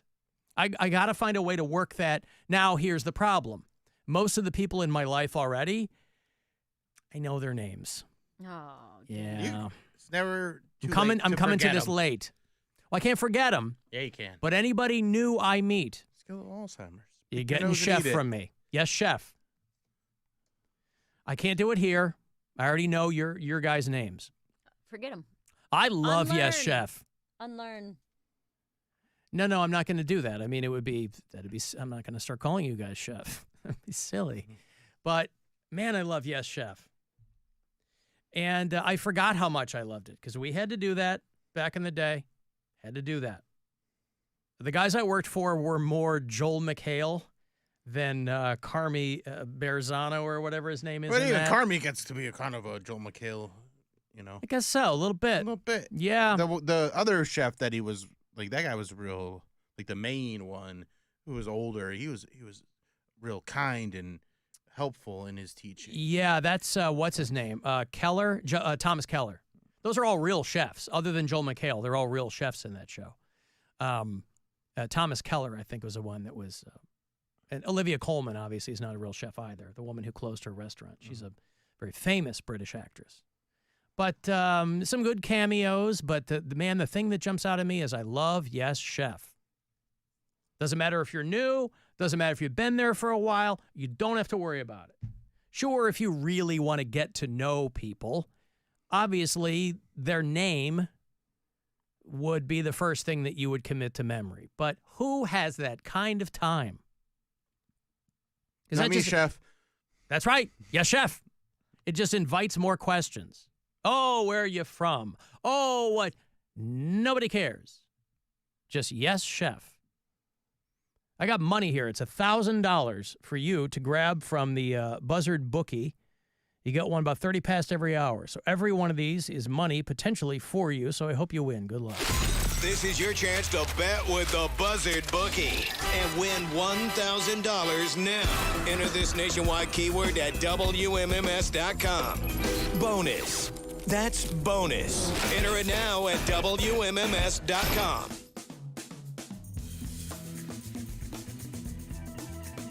Doing a heist? You see Mary's doing bonus hole tonight? No, I She did it last night. Oh, it was last night? Yeah. Oh, I'm a day behind on your stuff. What are you doing? Some guy got really mad at me because Friday was just me and Mary. Bill was out. And I mentioned bonus hole or something. And some guy got really mad that we were talking about bonus hole. Why? I don't Did know. he I call thought in? he thought it was stupid or... No. He's left... when people leave messages, I can see the transcript of the messages. Mm-hmm. So how did bonus hole go? It was, we had $57. Is it still as So exciting as it ever was? Or has there bloom off the rose? It's hard to tell because now we're in like a groove, right? So it's not as exciting as the first time we did it, but it's still fun. I won more prizes quantity-wise than I ever have. But this was a weird one because stuff kept getting stuck. It seemed rigged in different ways. The quarters were falling differently. It was rigged. It was rigged. I think this one was rigged. There was a lot of surprises that I wasn't ready for. Like, spoiler alert, one of the things I won that I thought was a watch was actually just a watch band. It wasn't an actual watch. Well, they're not going to put like use it for pricey items in there. Can you use it for your Apple Watch? In there. No, it's not the same kind of hook. I've never seen the hook that's on this. I've never seen. So I'm like, what is this even for? This is insane. But it was fun. We normally have between 300 and 400 people watching, and there were only like 150 yesterday. But I'm wondering if, weird weekend, people are kind of down. It was right before Biden gave his address, so I didn't know if people were, not really paying attention. Or if all the followers who were watching Bonus Hole unfollowed me, which very well may be the case. But it was a good time. We had fun. It's up on my Instagram at Mary Santora Comedy if you want to watch it. If you don't know what it is, it's at my laundromat. They have a coin pusher game that I found one day, and everybody kind of latched onto. So it's been fun. Were you doing towels or unmentionables, or what were you doing?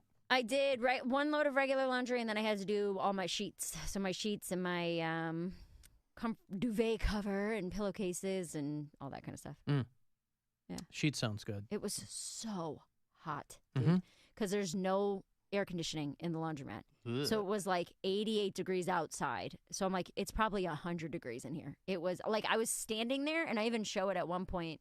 Your clothes were steaming themselves when they got out. I'm dripping. No like wrinkle. You see sweat dripping down my face. It was so hot.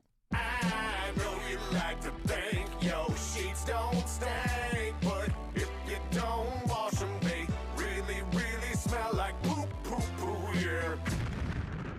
Hot you could and have sweaty. just jumped in your pool afterwards to cool down, right? Yeah. Bill, she doesn't have a pool. Oh, that's me. Oh, that's me. Oh, I forgot about. Bill's entire personality this summer is this pool. Well, I don't have a pool. Yeah, but it's not. It's like everything he talks about. It's what? That's all It's I've been the doing. only thing he talks about. Well, it sounds like fun. It's a good time. It sounds like fun. You're jealous. Don't be jealous. Don't be jealous. See, I'm not much of a swimmer, so I'm not jealous. I don't care. But after the Captain Fun's floating fandango, do you want to come to the pool? I don't. Why not? Because it's stupid. Oh, come on. Is it stupid? I bet Brian would want to go. Stupid pool. Brian invited? Brian's invited. There you go. Bet he'd get in there. Or will all of his tattoos wash off? Probably not. They're probably real tattoos. They're real.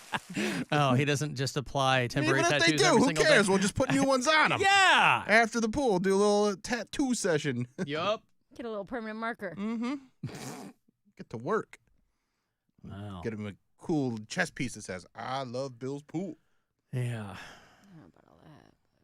So you don't like that he talks about his pool so much? No, it's not that I don't like it. Ah. It's just every 15 seconds. I was swimming today. When I was swimming yesterday, did you know I have a pool? Hey guys, I'm in my pool. Yeah, Hey, but I about my did pool. ask him. I said, No, "Hey, he you look didn't. like." No. I said, "Look like you had fun." He had babes in the pool. No, he brought it up when he was like, "Oh, if you were hot, why didn't you just jump in your pool?" That's because you don't. I Have brought it one, up 'cause this I have time. one. This Yeah. time, I brought but it this time. He but brought it up before I earlier. brought Time it. I'm referring to. Oh, Well, I brought it up because I wanted to make you mad because I knew you were hot and sweaty in your bonus hole game, and I was refreshed in my pool. Mm-hmm. I don't understand why you're like this. Because it's fun to tease you because you take it so serious. I was gonna say. I mean, he 'Cause can't you do take that the to you bait unless you every let him time. do it. Who wouldn't be excited on a day like today to have a pool at their building? Alan, do you want to come over and swim and then we can watch the home run derby? No, chef. Okay, that's fine. The only pink balls I'm interested in are the ones that Jose Ramirez is slapping out to the That's outfield. right. Yeah. 83 degrees today, Mary. Sunny conditions for the rest of the day. He could be out in that pool. The pool closes, though, doesn't it? At 9, yeah. But you can't, as There's a resident. plenty of time, though. As a resident of the building, you can't go back there and just do a little night swim? No. Who's going to kick you out? Well, you get fined. Fined. Yeah. Oh, but what if they don't find out? They do. What if you splash quietly? Somebody will sell you out. Somebody will write you up. Snitches all through the building. Oh, man. It's also not a heated enough pool that when the sun goes down, like the water's warm enough, but it's pretty cold as soon as you get out of the water, and that's pretty miserable. Okay. So I'm fine just swim until latest I'll go is, sometimes I'll shut it down, but usually I'm out of there by 8:30. Our buddy Rat left a message. I think he might be off his meds. Oh, no. With the voicemail for us. Alan, I just want to say, hey, Alan, this is this guy and the other guy, and we just have a lot of people here that. Hey, man, tell him up. I got Dap Skip Doop Bop on the Floppy, baby. Oh, man, she's good. Damn, Mary, I don't know if you hear me, but this is Dustin, and I just want to say that, I don't know, man. New York's a different kind of town. I hope your cooter's good. What? Bill, this is Wilhelmina. You say, I hope your cooter is good? That's what I heard. You know how you said to trick a tree? I just tricked a tree. Rat, thank you. Love you. Bye. Rat's off his meds. Yeah, all right. Well, there you go. I hope your cooter's good. What he said. That's I nice. guess, thank you.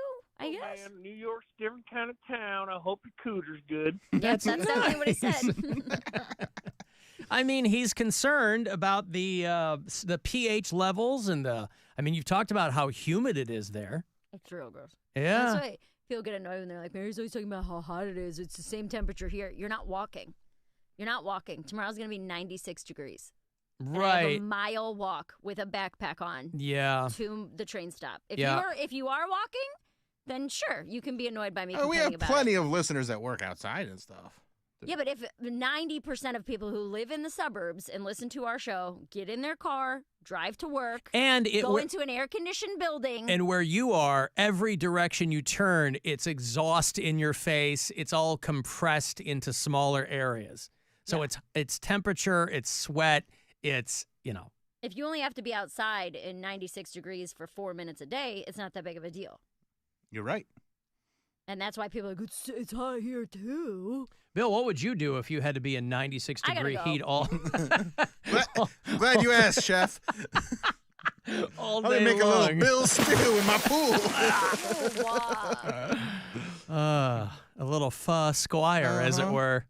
All right, I got to take a break. Want to send a text, 35192, AlanCoxShow.com for everything else. The Alan Cox Show on 100.7 WMMS. And everywhere you go on our free iHeartRadio app.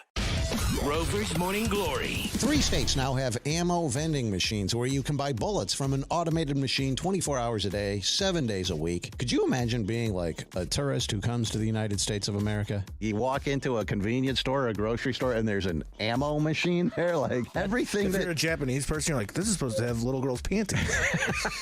This is strange. Put weirdos over here. Rover's Morning Glory. Weekdays on 100.7 WMMS and 24/7 on our free iHeartRadio app. Your afternoon drive is brought to you by the Ken Ganley Auto Group, Ohio's #1 automotive retailer. The smarter way to clean your floors. It's time to make the swap. Swiffer Power Mop. Introducing the new Swiffer Power Mop, the all-in-one tool that gives you a mop and bucket clean in half the time. The solution's built right in, so no heavy bucket, and the pad has hundreds of scrubbing strips to get deep into grout. Don't mop harder, mop smarter. Swiffer Power Mop. Swiffer Power Mop. Jeff Kinsbach here with Rich Claiborne of the Claiborne Auto Stores. Rich, you got to tell us about the Make This the Summer of Ram sales event. It's your invitation to the most attractive offers of the year on every new Ram. Over 150 available. I know you got a great example. This month, choose a 2025 Ram 1500 Crew Cab Bighorn, $8,000 off MSRP. Lease one for only $559 a month, 42 months, only $559 due at signing. 25 cents per mile in excess of 42,000. Simple and straightforward. Experience the difference at Claiborne. This is the story of the one. As a maintenance engineer, he hears things differently. To the untrained ear, everything on his shop floor might sound fine, but he can hear gears grinding or a belt slipping. So he steps in to fix the problem at hand before it gets out of hand. And he knows Grainger's got the right product he needs to get the job done, which is music to his ears. Call, click Grainger.com, or just stop by. Grainger, for the ones who get it done. Kia of Streetsboro. Kia of Streetsboro.com. Head over to Kia of Streetsboro today and get explosive deals all month long. You can save thousands on select new Kias. Check out this new 2024 Kia Forte LXS lease for just $89 per month. That's right, $89 per month for a brand new Kia Forte LXS at Kia of Streetsboro. Or lease the new Kia Sportage LX for just $199 per month. The most explosive deals of the summer are right now at Kia of Streetsboro. If you're shopping for a vehicle at any other dealership, stop and get a brand new Kia Forte LXS for only $89 per month, or a brand new Kia Sportage LX for just $199 per month at Kia of Streetsboro or KiaofStreetsboro.com, where the thrill begins. Kia of Streetsboro. Kia of Streetsboro.com. These offers are subject to taxes and applicable fees. Residency restrictions apply for well-qualified buyers. Leases are 24 months, 10,000 miles per year with $34.95 down plus taxes and fees. Join us for Bryan and Stratton College's 170th anniversary bash at our Parma campus on July 18th from 4:30 to 6:30 p.m. Enjoy food, music, and games as we celebrate this milestone moment. Don't miss out. See you at the bash. 3 bands, 1 stadium. Def Leppard, Journey, Cheap Trick. Together. 3 Rock and Roll Hall of Fame icons. Their biggest hits. July 30th, Progressive Field. Tickets on sale now at DefLeppardJourney2024.com. Your family. They make you laugh, make your day, and make a mess. For over 65 years, families have trusted Coit for clean, healthy homes. Our certified technicians use custom methods to deep clean just about everything. Air ducts, flooring, furniture, tile and stone, even window treatments, all backed by our 100% satisfaction guarantee. Clean as new. That's the Coit commitment to you and your family. Call 1-800-FOR-COIT today to schedule your Coit cleaning and save 30%. Excuse me, waiter. There's a hair in my soup. A long purple hair. I'm so sorry. I'll get the manager. I'm the manager. How can I help? Wait, weren't you the Plum Insurance mascot? What gave it away? My long purple fur? Something like that. What if all insurance companies were like NJM and were known for putting their policyholders first, not gimmicks? Then all those insurance mascots would have to get real jobs. I'll pass on dessert. No jingles or mascots, just great insurance. NJM. Fuel your summer road trips with made-to-order food from GetGo. Order this smokestack pulled pork sub or sandwich, tender pulled pork and tangy barbecue sauce, plus cheddar crispy onions, and chipotle ranch. This smokestack will have you coming back for more all summer. Plus, the Roadhog rib sandwich is back. A juicy rib patty with sweet and smoky barbecue sauce, cheddar, pickles, and crispy onions. Served on a King's Hawaiian bun. Order the smokestack or Roadhog in the GetGo app before you hit the road. GetGo Cafe and Market. Better believe it. Hey, Cam, mind sending me over our new Wi-Fi password? Oh, sorry, Mitch, you can't be trusted. What? It's your phone. It's different than mine. Cam! And I thought I was a judgy one. No, it's just messages between different devices aren't encrypted. Okay. Since when do you know about encryption? I know what encryption is, and it's because I'm the last line of defense against any would-be Wi-Fi thieves. Cam, come on. Okay, fine. I'll send it somewhere more private. Thank you. Safely send messages between different devices on WhatsApp. Message privately with everyone. iHeartRadio wants you to see Slipknot on their Here Comes the Pain 25th anniversary tour in the city of your choice. Or Knotfest, Iowa in September. We'll handle everything, whatever you choose. To enter, just open the free iHeart app and listen to Nu Metal Radio. Tickets at LiveNation.com. Are you single and looking? Well, love could find you at a baseball game. There you are rooting for your home team when a beautiful woman asks if you're in her seat. Well, there's been a mix-up, so you get moved together to a private box and fall madly in love just as your team wins the World Series. Or you could call It's Just Lunch. Their dating experts will get you out on some real dates for some real fun real fast. It's Just Lunch. the smarter way to date. It's justlunchcleveland.com, 216-328-9026. Hey, it's Charlie. How would you like to win a grand? We are giving away a grand on Wednesday, July 17th at the Circle K grand opening in Solon. That's right, Wednesday, July 17th from 11 a.m. to 1 p.m. at the Circle K in Solon. Come out, spin the prize wheel. You can win concert tickets, swag, and one lucky winner will win a grand compliments of Circle K and WMMS. Find out more details at WMMS.com or just come and see me Wednesday, July 17th from 11 to 1 at the Circle K in Solon. Also, don't forget to join Circle K's Inner Circle. Total Wireless is made to totally keep up with you. We now have unlimited data that never slows you down. Covered by the Verizon 5G network. And for less than $30 a month, we make your phone your ride or die. Switch now and pick a free 5G phone with qualified plan purchase. And your fourth line at no additional cost. Visit your local Total Wireless store today. Total Wireless, we're totally with you.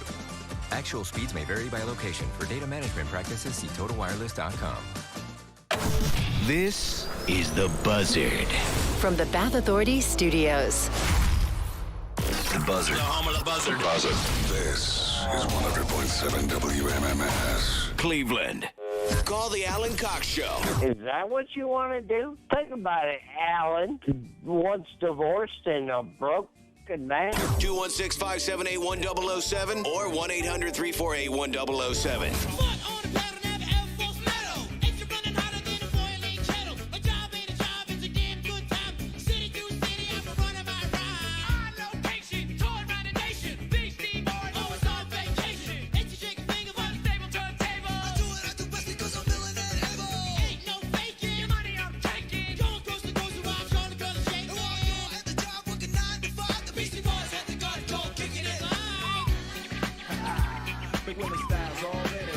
DJ Cummerbund has done it again with no jiggy till Brooklyn. It's pretty good. Although I was getting made fun of at a 4th of July barbecue because somebody mentioned it was another example of apparently how I'm good for too much information because somebody was talking about getting jiggy with it. And I said, well, I like the song that he sampled from, which is a Pointer Sisters song. And I don't know if I think the Pointer Sisters had randomly come up in some weird way. And I said, well, I really like the song that they sampled it from for getting jiggy with it. Everything okay? No. Huh? 2 seconds. Yeah, okay. Are you all right? I'm okay. 2 seconds. What's she doing? I don't know. I can't. She hasn't gotten into the video yet. Sorry, Sister Sledge, not the Pointer Sisters. It was Sister Sledge. The song is called He's the Greatest Dancer. That's what he sampled that Getting Jiggy With It from. And I like that song. From 1995. Everybody knows Sister Sledge from We Are Family. That was like their big, big hit. But He's the Greatest Dancer was a pretty solid song, too. You okay, Mary? She's still on the floor, or is she? I'm coming right. I'm not on the floor. Oh, okay. Did she knock over her CD rack? I don't know. Shut up. I have. My manager sent me this audition that's due today at 4, and I like you're in college or something? Yeah, it's like a self-tape that you have to send in, and they're like, there's a deadline? Monday at 4. Oh. Yeah, and I had to like reshoot a thing, so I have this whole setup in my studio right now, and I just about knocked over the entire camera setup with the camera on it, and the ring light fell off, and it's all just a mess. So I'm just trying to... That's what you get for waiting until the last minute. First of all, I found out about it on Friday night. So it's not exactly like I could just clear my schedule to do it. Friday night to Monday afternoon. I also have shows and stuff going on and a life to lead, Alan. You don't have a life to lead when you got to get the audition tape together. I know. What did you do instead of doing that? I would think that'd be priority one. Well, other than the shows, huh? Trump was also shot, so that took up a lot of my time, not focusing on... That took up your time doing what? I have spent an exorbitant amount of time on Twitter this weekend. Like, yeah, I will but that's fully admit that this is something that I put off. Yes, definitely. All right, we lead with that. Only having Saturday and Sunday There was a lot happening. Mm-hmm. That's all. Right. But whether he lived or died isn't going to change the deadline of your audition. Which is very true. That's 100% accurate. Yeah. All right. Am I in the Zoom, Bill? Yeah. Okay. Everything's fine. Everything's fine. Oh, good. Yeah. I just What's the broke audition my for? $2,000 camera. That's all. It's for a movie, a real movie. Hey. That Trainwreck 2? I don't think I'm allowed to talk about anything. It's for a real movie. So that's exciting. What constitutes a real movie? Who's in it?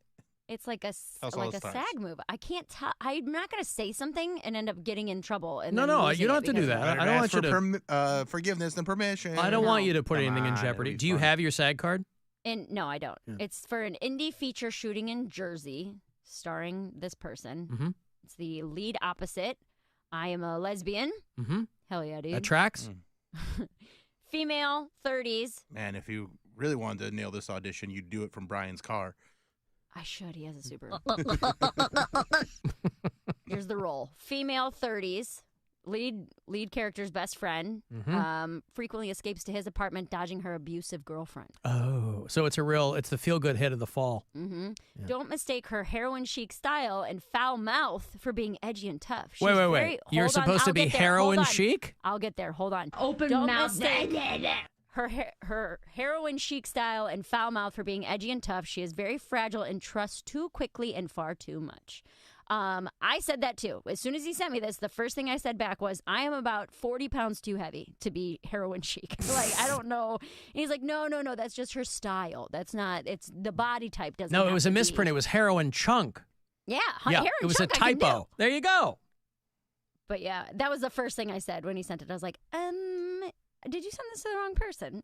Because your girl has a little more meat than a heroin chic would. Well, maybe you can inhabit a character who's been in recovery. Maybe. Although heroin chic, I mean, obviously people think of somebody who's really, really thin, but there was an attendant clothing style that went with that. Maybe that's all Right. they're looking for. They just want the style of it. Yes. And she's a yoga teacher. There you go. I told him, I was like, I'm going to have to lose 30 pounds to play this role. There's a lot of big yoga teachers, by the way. They're all over social media, and it's quite impressive. It's impressive how flexible some of these big girls are. Well, flexibility doesn't have anything to do with being thin. Well, but it can't help when you have a lot more covering the parts of your body than other people. It can't help. No, because it doesn't have anything to do with fat. It has to do with how often you stretch the muscles and tendons that you have. I guess so. Like my roommate weighs maybe 120 pounds, and she can't touch her toes. She is but that's very, very inflexible. But that's the other way. I'm saying that I bet she should have let anybody touch those toes for free.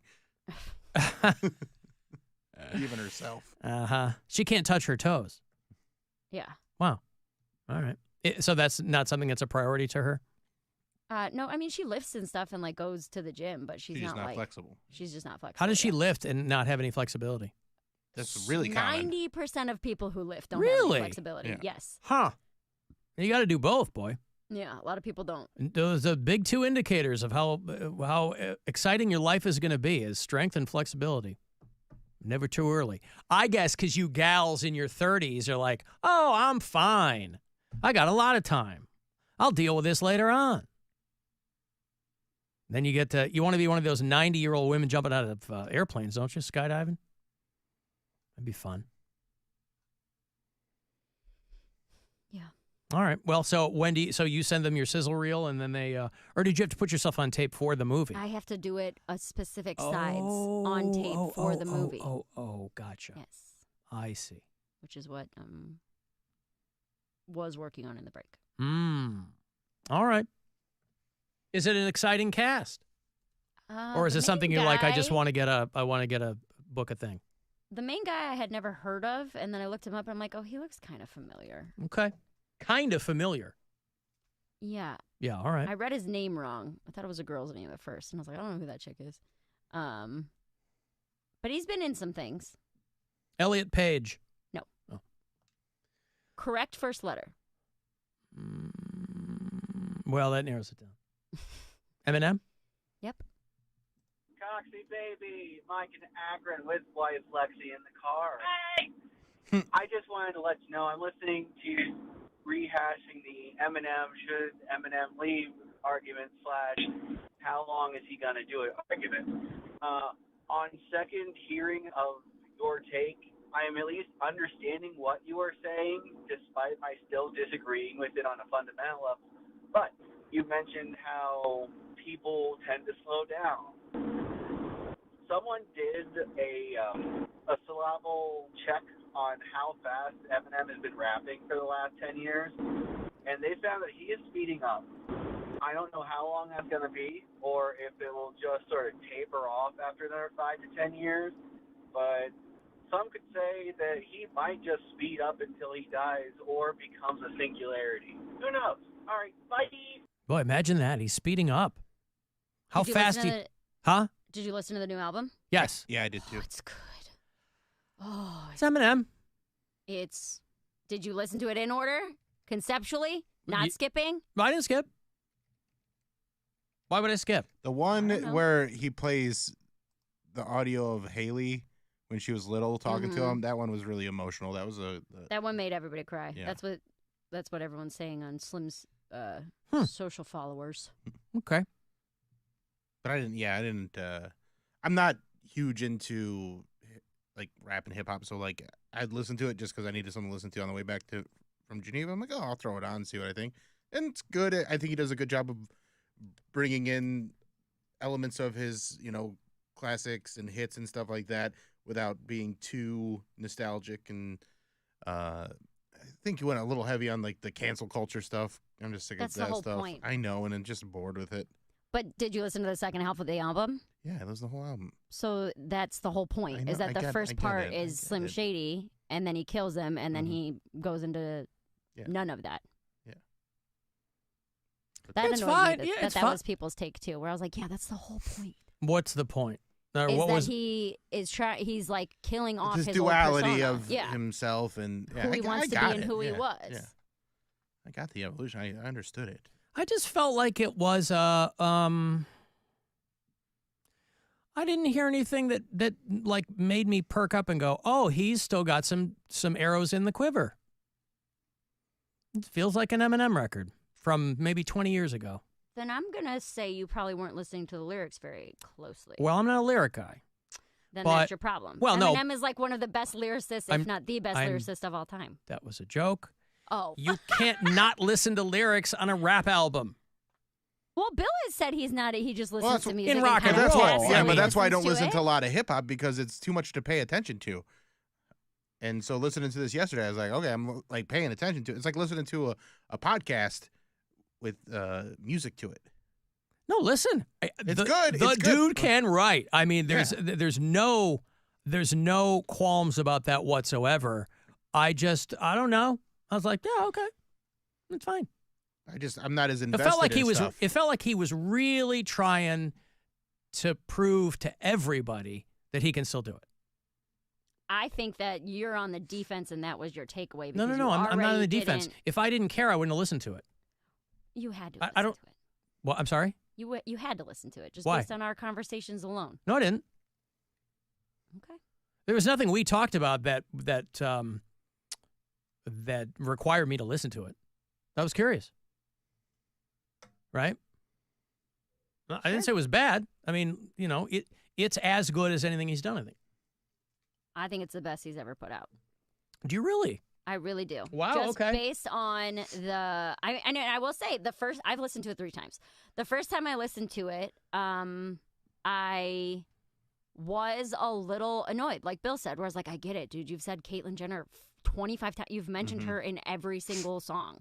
And I was annoyed, and I was like, come on, man. Like, if you're going to prove you're the best of all time, then be the best of all time. And then by the time I got to the end of it, I was like, oh, that's amazing. Like, Guilty Conscience 2 was so good. It was so good. Enough to make you want to a Guilty Conscience 3? Maybe. I don't know which part of him he's going to kill off in that sense. Here's a little clip for the people who haven't heard it.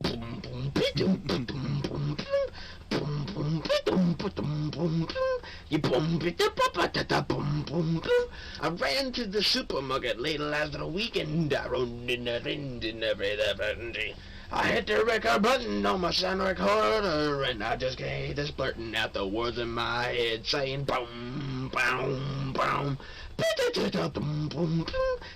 Call me crazy. I think he's done much better stuff in the past. You say that's the best work he's ever done. Mm-hmm. I take you at your word. That to me, it feels remedial. I expect more. Still not. It's not as good as Alan. That wasn't actually. I'm sorry. That wasn't actually Eminem that you just played. Oh, I've been sorely misinformed. I'm so sorry. I mean, there's no Fap God on this album. That also was not. I'm sorry. Fap God was a parody that Miles did. God, I really need to keep my ear to the ground on this stuff. I'm beginning to feel like a Fap God. Oh, right. That's not Eminem. Oh. Sounds like applause. I feel stupid. Well, listen. 3 times now in a row, or did you separate them? Did you give yourself some downtime? On the way to my shows on Saturday. And then I picked up my roommate, so then on the way home from the shows on Saturday, and then once again yesterday. Mm-hmm. So a couple hours in between the first 2, and then, yeah. Alan, my husband and I were off last week, and I made a bacon, lettuce, and nectarine sandwich. Ooh. Simply, that's because what we had, we used the extra hot honey, and it was dynamite. Yeah, I'm a bacon, lettuce, and peach man myself, but, yeah, hell. Substitute whatever you want. I had a plum yesterday for the first time in I cannot tell you how long since I've had a plum. Mm-hmm. And I remember loving them, and they smelled so fragrant and delicious that I was walking past them at the grocery store. I was like, you know what? I should get some plums. And I think I might be allergic because as I was eating it, dude, as I was eating it, my entire mouth, my lips, my tongue, everything felt like I had just drank hot sauce. Everything was on fire. I wasn't like swollen. There were no hives, but I was like, this cannot be correct. Like this, it feels spicy. This can't be good. This can't be good. All right. I Googled it. You can be allergic to plums. Well, you can be allergic to anything, right? You can develop an allergy. Yeah. My neighbor has a plum tree. Getting ready to get over there and grab his plums. We like your plums, wanna shake your tree. Girl left me a message about you and I talking about fruit. Alan, baby, it's Teresa. You were talking about how you eat fruits, which angers, disgusts, fascinates me and probably many people. So you're eating the cherries with the pit. So I've always been told you shouldn't eat the pit. It contains poisonous properties. Cyanide, sir. What are you doing? Yeah, I don't have an allergy to cyanide. Doy. Mm-hmm. It's building up an immunity, really. Yeah. Little by little. When do people get to be such pussies about seeds, by the way? Well, you don't have to. I eat. That's more everybody's point, is that this is not a necessary thing. But it's not. But who cares? It's not unnecessary. I don't like to waste things. I'm going to sit there spitting into a bowl every time I want cherries. Not a big deal. It is a big deal. It's not I'll a big swallow deal to it. Spit into the bowl. It's also not a big deal to swallow it. Mm. And people love to talk, apple seeds too, right? Trace amounts of cyanide. You'd have to eat a barrel of apple seeds or cherry pits to get sick. And the cherry pits, you got to crush them to get whatever creates, cyanide in the body or whatever. I've been doing this my whole life, and it's never caused me any problems at all. And you get some buckshot in the bathroom. That's the fun part on the other side. Tinging off the porcelain. Bing, bing, bing, bing. Hells yeah. So I eat the apple core. I eat the cherry pit. I've been doing it my whole life. It doesn't bother me. It's just one less receptacle I got to carry around. People used to spit out watermelon seeds. What are you doing? Just eat it. What's the problem? Doesn't it stand to reason that the seeds of anything are where the bulk of the nutrients in that item would be? You are. That's what grows a brand new thing. Sure. The seeds. Assuming people are eating things for nutrients is your first problem. Well, if you're eating fruit, you are. No. Oh. Theoretically. Really? No, I don't. You're think not I've eating ever- fruit to eat something I'm not that you going, could. ooh, nutrients. I'm going, ooh. No. Well, I'm I saying. want something. Usually, if I'm eating fruit, I want something cold. I'm like, I want something like cold and refreshing. But and you're not eating a light. popsicle. You're eating fruit. Right. You're opting for the healthier option. But what I'm saying, I don't think a lot of people are like, let me get all the nutrients. Oh, I see what okay. you mean. Oh, I thought you just meant in general. Okay, no. I'm not suggesting anybody do it. I just don't know when people started to freak out about seeds, because let's be real, that's what it is. So, have you ever eaten an entire apple? No, you have. I know, but what I'm saying is you wouldn't go, oh, God, that was the worst thing I've ever had in my life.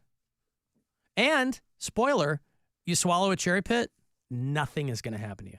I understand Nothing. that. I Cherries understand in that. your But I belly. just don't want it. Go cherry tree in your belly. Well, Also kind of- it's they're not for everybody. I get it. They ain't the smoothest either, though.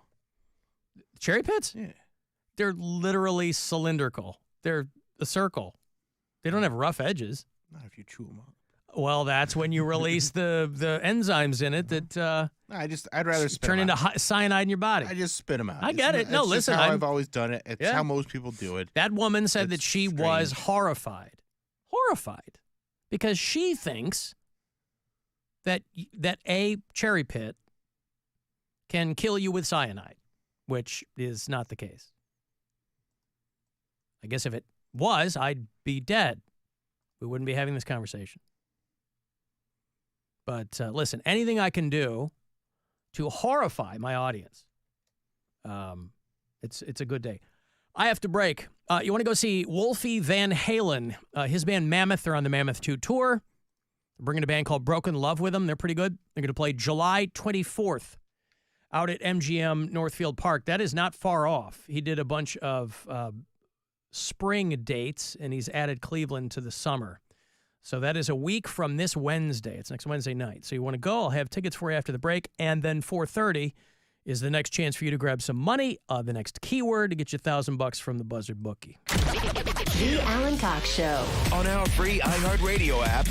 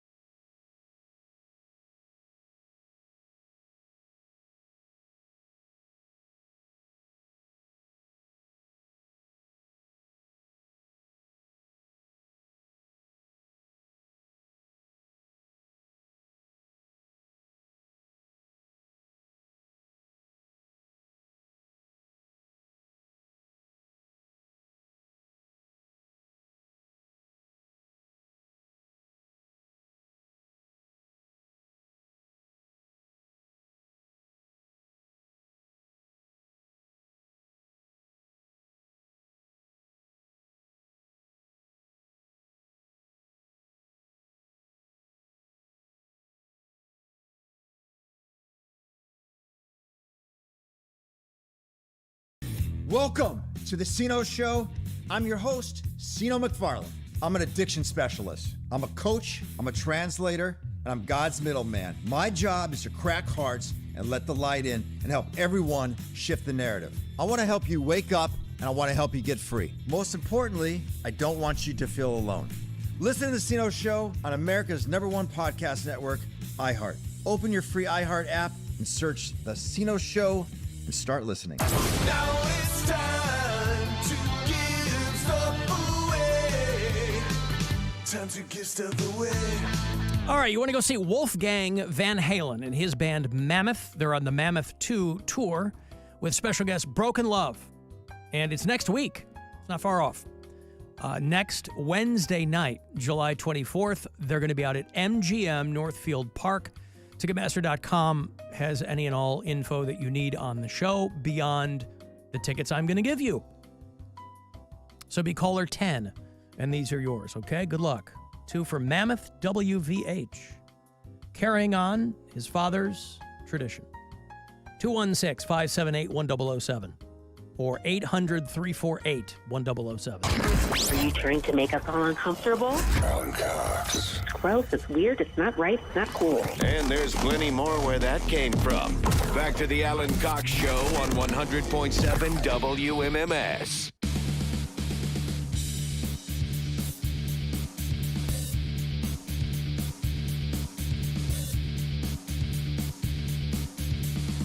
More money for you here in about 10 minutes. 4:30 lesson for your second to last chance today to win $1,000. 5:30 is going to be the last keyword.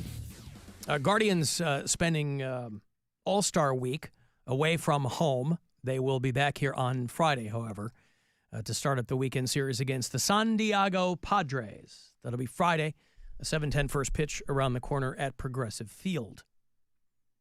All the information for you to join us on board Captain Fun's Floating Fandango, by the way, is currently at WMMS.com. You see it right there on the front page.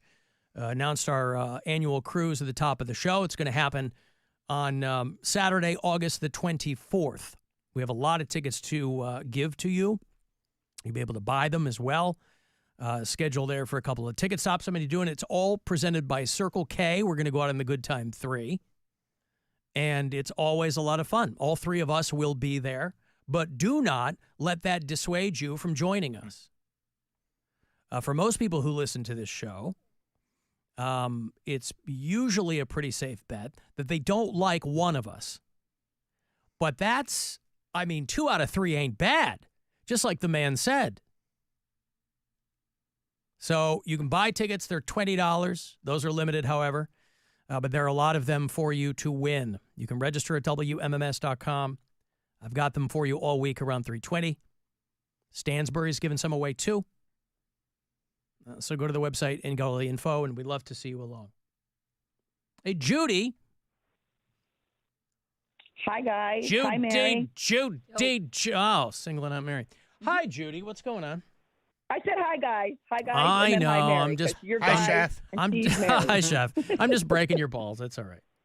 That's okay. Hey, I just wanted to let you know, Alan, and I kind of know the age group, but I won't say it. But diverticulitis is an inflammation of or an infection of the small digestive tract, and it makes like pouches or like pockets. And if seeds or maybe that cherry pit gets stuck, you're going to end up with an infection, or you could end up with surgery. So it can be severe. Now, if you're a high fiber diet, then you're probably good if you haven't had it yet. But over 40, a lot of people get it. So just an FYI. Yeah, I'm not worried about that. My diet's pretty good. I do get enough fiber. But again, like you said, Judy, nothing happens until it happens, right? Right. It could come out of the blue. There could be somebody that's 30 that has it. It just depends on your own, I guess, your digestive tract, how it is. And if you got those pockets and they don't go away, you can remove them. You can take a piece off and kind of connect you back. but you can't get rid of them. They're with you for life. So if you've got elderly parents or grandparents or people that you know, diverticulitis happens to everybody. The key, though, is a higher fiber diet. But I always worry, like when you say you eat that seed of that cherry. I mean, my husband eats the whole inside of the apple, too. And I always say, do you really want to do that? But Listen, hey. I appreciate the concern, Judy. Where was it Gaylord we were talking to? Who had diverticulitis? Did we get on this like a couple of weeks ago? Somebody's I don't remember. intestines exploded or something. Well, listen, it's never caused me a problem yet, Judy, but I will certainly keep that in the back of my mind, good. okay? Well, good. I wish you good luck. Keep eating your cherries, and you guys have a good day. I hate the show. Talk to you later. Thank you. All right. There's Judy, who, big Mary fan, and wanted to, no, listen, I don't know what to tell you. I think you should eat the way you want to eat. Alan, you're a madman. Somebody else says, I eat seeds and cores, too. I even eat the whole corn cob. Ugh. I have to assume they're kidding. Well, and No, listen, I've seen somebody do it. Have you really? Yeah. Yeah. I mean, I don't like corn on the cob, so that wouldn't be me. But I see it's partially because all these people are blowing me, going, "What are you, banana peels?" No, because that would be a lot of work. It's just not labor intensive to eat an apple core or swallow a cherry pit. If I had to do a lot of work to eat something, you could bet your ass. No, I'm the exact opposite. I completely undress my banana and then eat it. It's the only one you don't eat. I make it fully naked, and then I take it in my hand, and I enjoy it. So, you know, they are still figuring out, apparently, over at the Good Time 3 website, how to sell tickets to people. But if you call them, let's melt their phones down. If you call them, you can buy tickets from them. 216-861-5110 is the Good Time 3 box office. 216-861-5110. Call them and tell them you want Alan Cox Show Floating Fandango tickets for August the 24th. Yes, what I said before, other people are repeating to me, it would take you so many apple seeds or cherry pits to make you even slightly ill. Alan, how dare you? The greatest rapper ever to do it doesn't need to prove to anyone that he can still do it.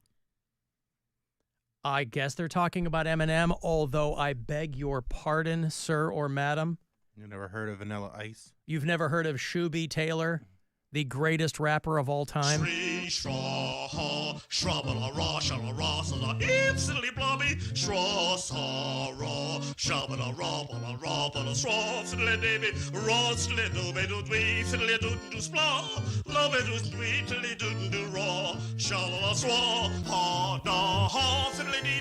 You think this comes naturally to Eminem? He's got to write it down. This guy? This doesn't come naturally to anybody. He just spin it out. Spin bars. Spin bars.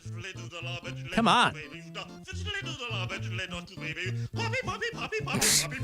Take that, Marshall.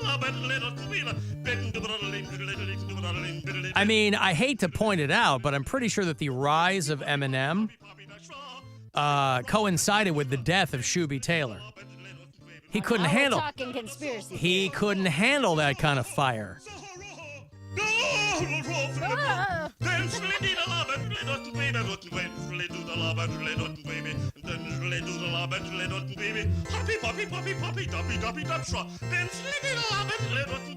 You got the point.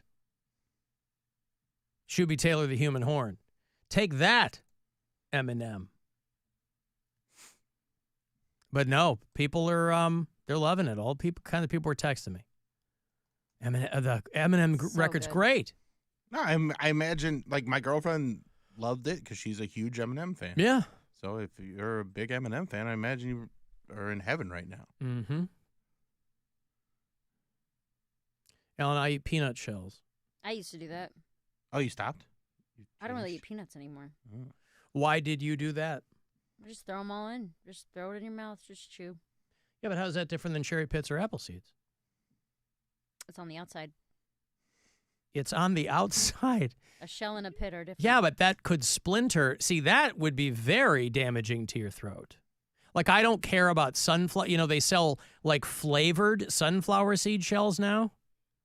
So you can go to the store and get, like, jalapeno lime or barbecue or whatever. You know, Big Sunflower apparently got... They got gotta all keep up, man. Big for their britches, yeah. But I would think that eating a peanut shell, I mean, holy mackerel. I think the saltiness, I don't know, just a different texture. But why not just open the peanut shell and eat the peanuts? Same reason you eat the whole apple. Wasteful. Gotcha, bitch. That's where all the fiber is, idiot. I guess she did get me. Yeah. She got me.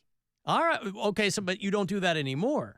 I also just don't, I haven't eaten peanuts in I can't tell you the last time I ate peanuts. I go through phases, man. I went through a phase where I was just chowing peanuts. I really like And there's a lot of fat in them and things like that, so you kind of have to be pretty judicious with them. But I couldn't tell you the last time I had a peanut. I don't really like, I like cashews, but like shelled nuts. All right. Maybe maybe some flavored almonds. Yep. I eat a lot of pistachios and almonds. I've never really liked. I eat a ton of pistachios. Well, yeah, and I really liked peanuts. I'm so the power of suggestion really works on me. So we were watching The Princess Bride, and Andre the Giant goes, "Would you like a peanut?" And I go, "Yes, I would." Please. And I went up into the pantry. Does anybody want a peanut? No more rhyming, and I mean it. Right. Sunflower kernels. Alan, thoughts on Katy Perry's new song?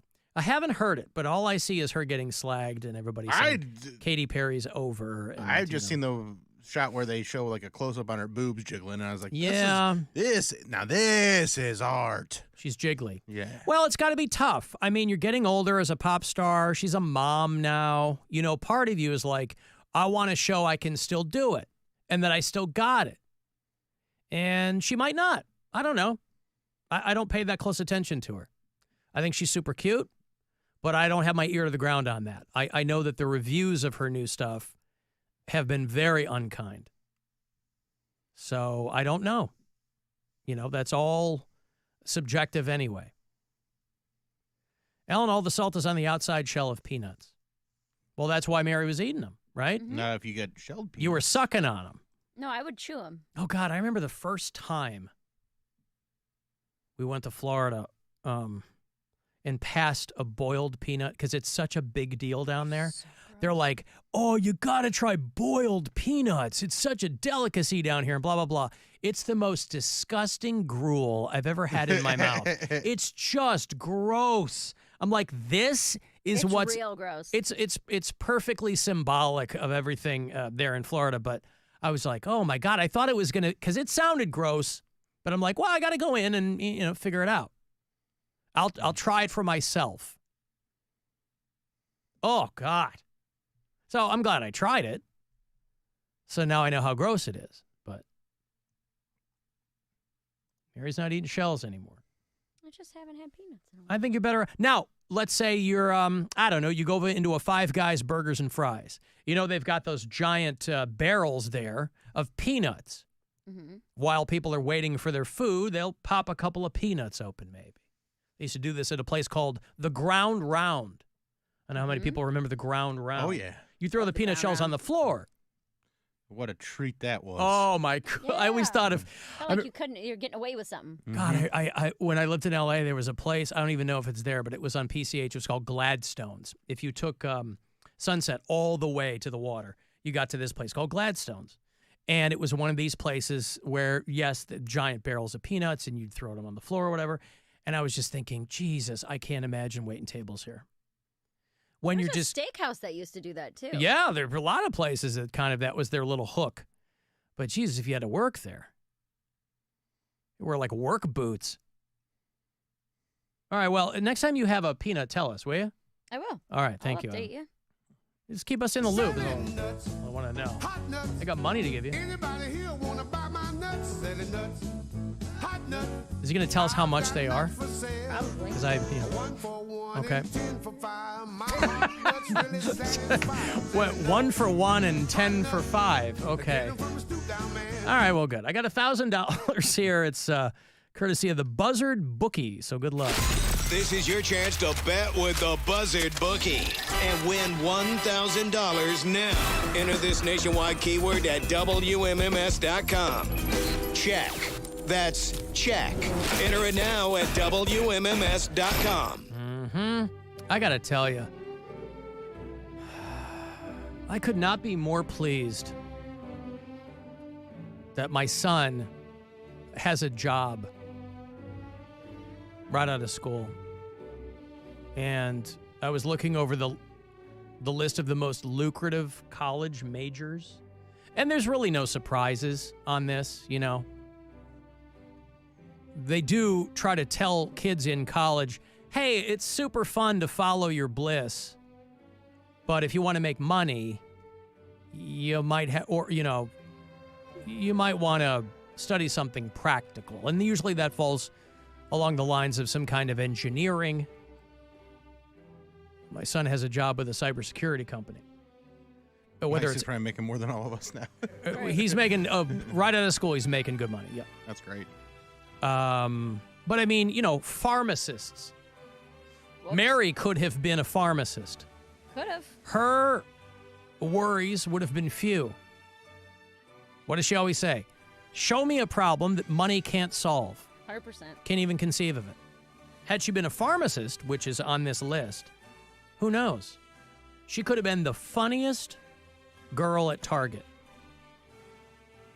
But she chased her dream. Blew it. And you can't give anybody a hard time for chasing their dreams. Not everybody can be a well-rounded individual back there in the pharmacy department. Not everybody can be making things happen. But it is tied with construction and a lot of ties here. Construction and civil engineering and math. They just have math. That's just one of general math. Just dude. Math. Mathematics. Yeah. So, you know, there is kind of a push among, you know, it's great that you have an art history degree, but it's very, very unlikely that you're going to get a job, you know, curating a museum. So you can make pretty good money doing things like, well, any kind of engineering, really. There's a show on Hulu, maybe. You know, we're awash in game shows now. Celebrity-hosted game shows. Our buddy Jay Farrow's got a show called The Quiz with Balls. We watched that the other day. It knocks people into the water, right? I saw like a trailer for it. I was like, what? They got to get knocked into water? Chris Hardwick has a show that we stumbled upon not long ago. Rob Lowe does a show called The Floor. A big fan of the 1% Club with Patton Oswalt. This is what I'm getting to. Yeah. So we just started watching the 1% Club. That's a wild show. It's a fun show. They start with 100 people, and then they ask a question. They start with, okay, 90% of the people we asked got this correct. And then they go down by tens, and they go down by fives, until you end up with however many people are left after getting knocked out all those previous rounds. And those people are offered the chance to answer a question that only 1% of the people they asked got correct. There's like $100,000 on the line. And they had a guy the other night, last two people they had, I think it was an old episode. We're late to this show, so I don't know when it aired, but it was an electrical engineer and then just some kid. Some dude who I think was like a waiter or something, you know? So you never know. The waiter won. That was episode 2 or 3, maybe. Down to it's early on in the run. But we kind of stumbled. It's early on like episode 7. Like it's still a pretty new show. But it's fun, though. It's it's fun. Something we can watch with our kid. It's very fun to watch with a group of people and see how people do. And I watch it with my girlfriend. But it is crazy the things people get wrong. And the thing, I go, how the hell do people not know that? People panic. A lot of panicking. And the pressure. The pressure. Yeah. That happens.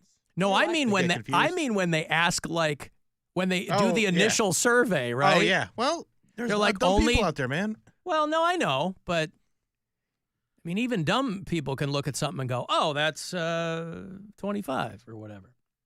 But it is entertaining. It is. It's fun. You know, they're somewhat informative. There's a ton of these shows because they cost nothing to make. So all the streamers have them on now, too. But Elizabeth Banks hosts the reboot of Press Your Luck. She's probably she's mostly a producer now, so she's probably got a stake in that. But I couldn't tell you the last time I saw Chris Hardwick doing anything, and then we just kind of stumbled on his thing. Where they have somebody back in the booth, right? And they're I love a back in the booth one. I love a good game show. They're fun. I mean, back in the day, if you asked someone, a celebrity, to host a game show, they would have laughed you out of the room. Now they're lining up to do it. They're like, I get to go home every night. If it wasn't make for good Deal money. or No Deal, we wouldn't even know. Like, there would be a whole generation that never heard of Howie Mandel. That brought him completely back. Yeah. And he didn't want to do it. When they first came to him, he was like, yeah, I still have this thing in my head where it's like, I'm not going to host a game show. Because it's not like, in retrospect, hindsight's everything. People go, oh, my God, it's a huge hit. But you don't know that at the time. Right. Hey, you want to host a game show where they try to figure out what price is in the suitcase? You go, okay. Worked out for him. We were watching Celebrity Jeopardy the last couple days on whatever streamer it's on. And The Rapist, Alex. well, that's the thing is like they parody it for being so easy, but we're like firing off answers. I'm like, I'm the smartest person there ever was. I'm so good. Yeah, they dial it back for Celebrity Jeopardy. And then we accidentally, we just let it play. We watched the Tournament of Champions, the final episode of Celebrity, and then it went to Tournament of Champions of regular questions, regular And you're people. like, oh, no. And I was like, whoa, I don't even understand 9 of those words that were in that clue. I have no This idea. popular genre, this 6-letter genre, this genre. No, but that's how much of a killer Ike Barinholtz is, because he won Celebrity Jeopardy a couple of times, and then they put him in with regular people. You know who Ike Barinholtz is? Yeah. They put him in with regular people, and I think he came in second. He didn't murder crazy. the champion. Yes, he's really good. I was like, man, good for you. Funny and smart. And also, bitch. Yeah. All right, I got a break here. You want to shoot me a text, 35192. I got Bush tickets for you, a little bit closer to 520 all week. Bush is doing that Greatest Hits tour, and they got Candlebox and Jerry Cantrell with them. That'll be a good show. It's coming up August 13th, so it's about a month away down at Jacobs Pavilion. So you want to go to that Bush show, I'll get you set up with that a little bit later on. AlanCoxShow.com. I'm going to watch for anything else will be there. The Alan Cox Show on 100.7 WMMS. And everywhere you go on our free iHeartRadio app. With the courts and the gridiron silent, you'd think there wouldn't be much action over the summer.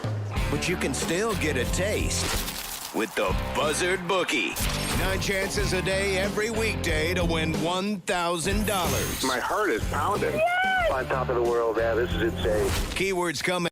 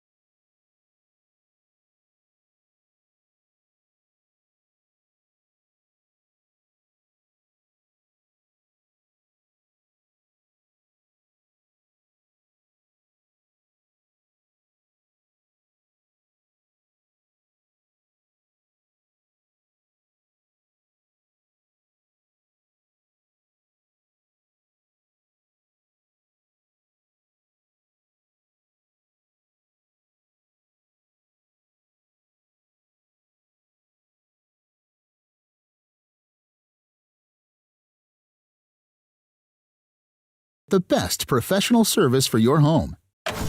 This is The Buzzard. From the Bath Authority Studios.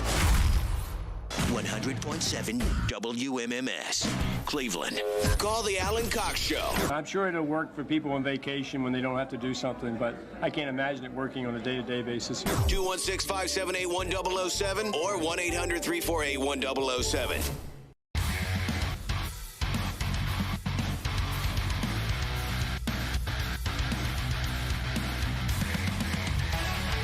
Oh, boy. 35192. Want to send me a text? AlanCoxShow.com for everything else. And thanks again to whoever's assisting us today in the video department. Linder Aberdeed. Thank you so much. For people having trouble buying tickets for Captain Fun's Floating Fandango, yes, there are some issues apparently. Oh, wait, let me look. I'm getting an update here.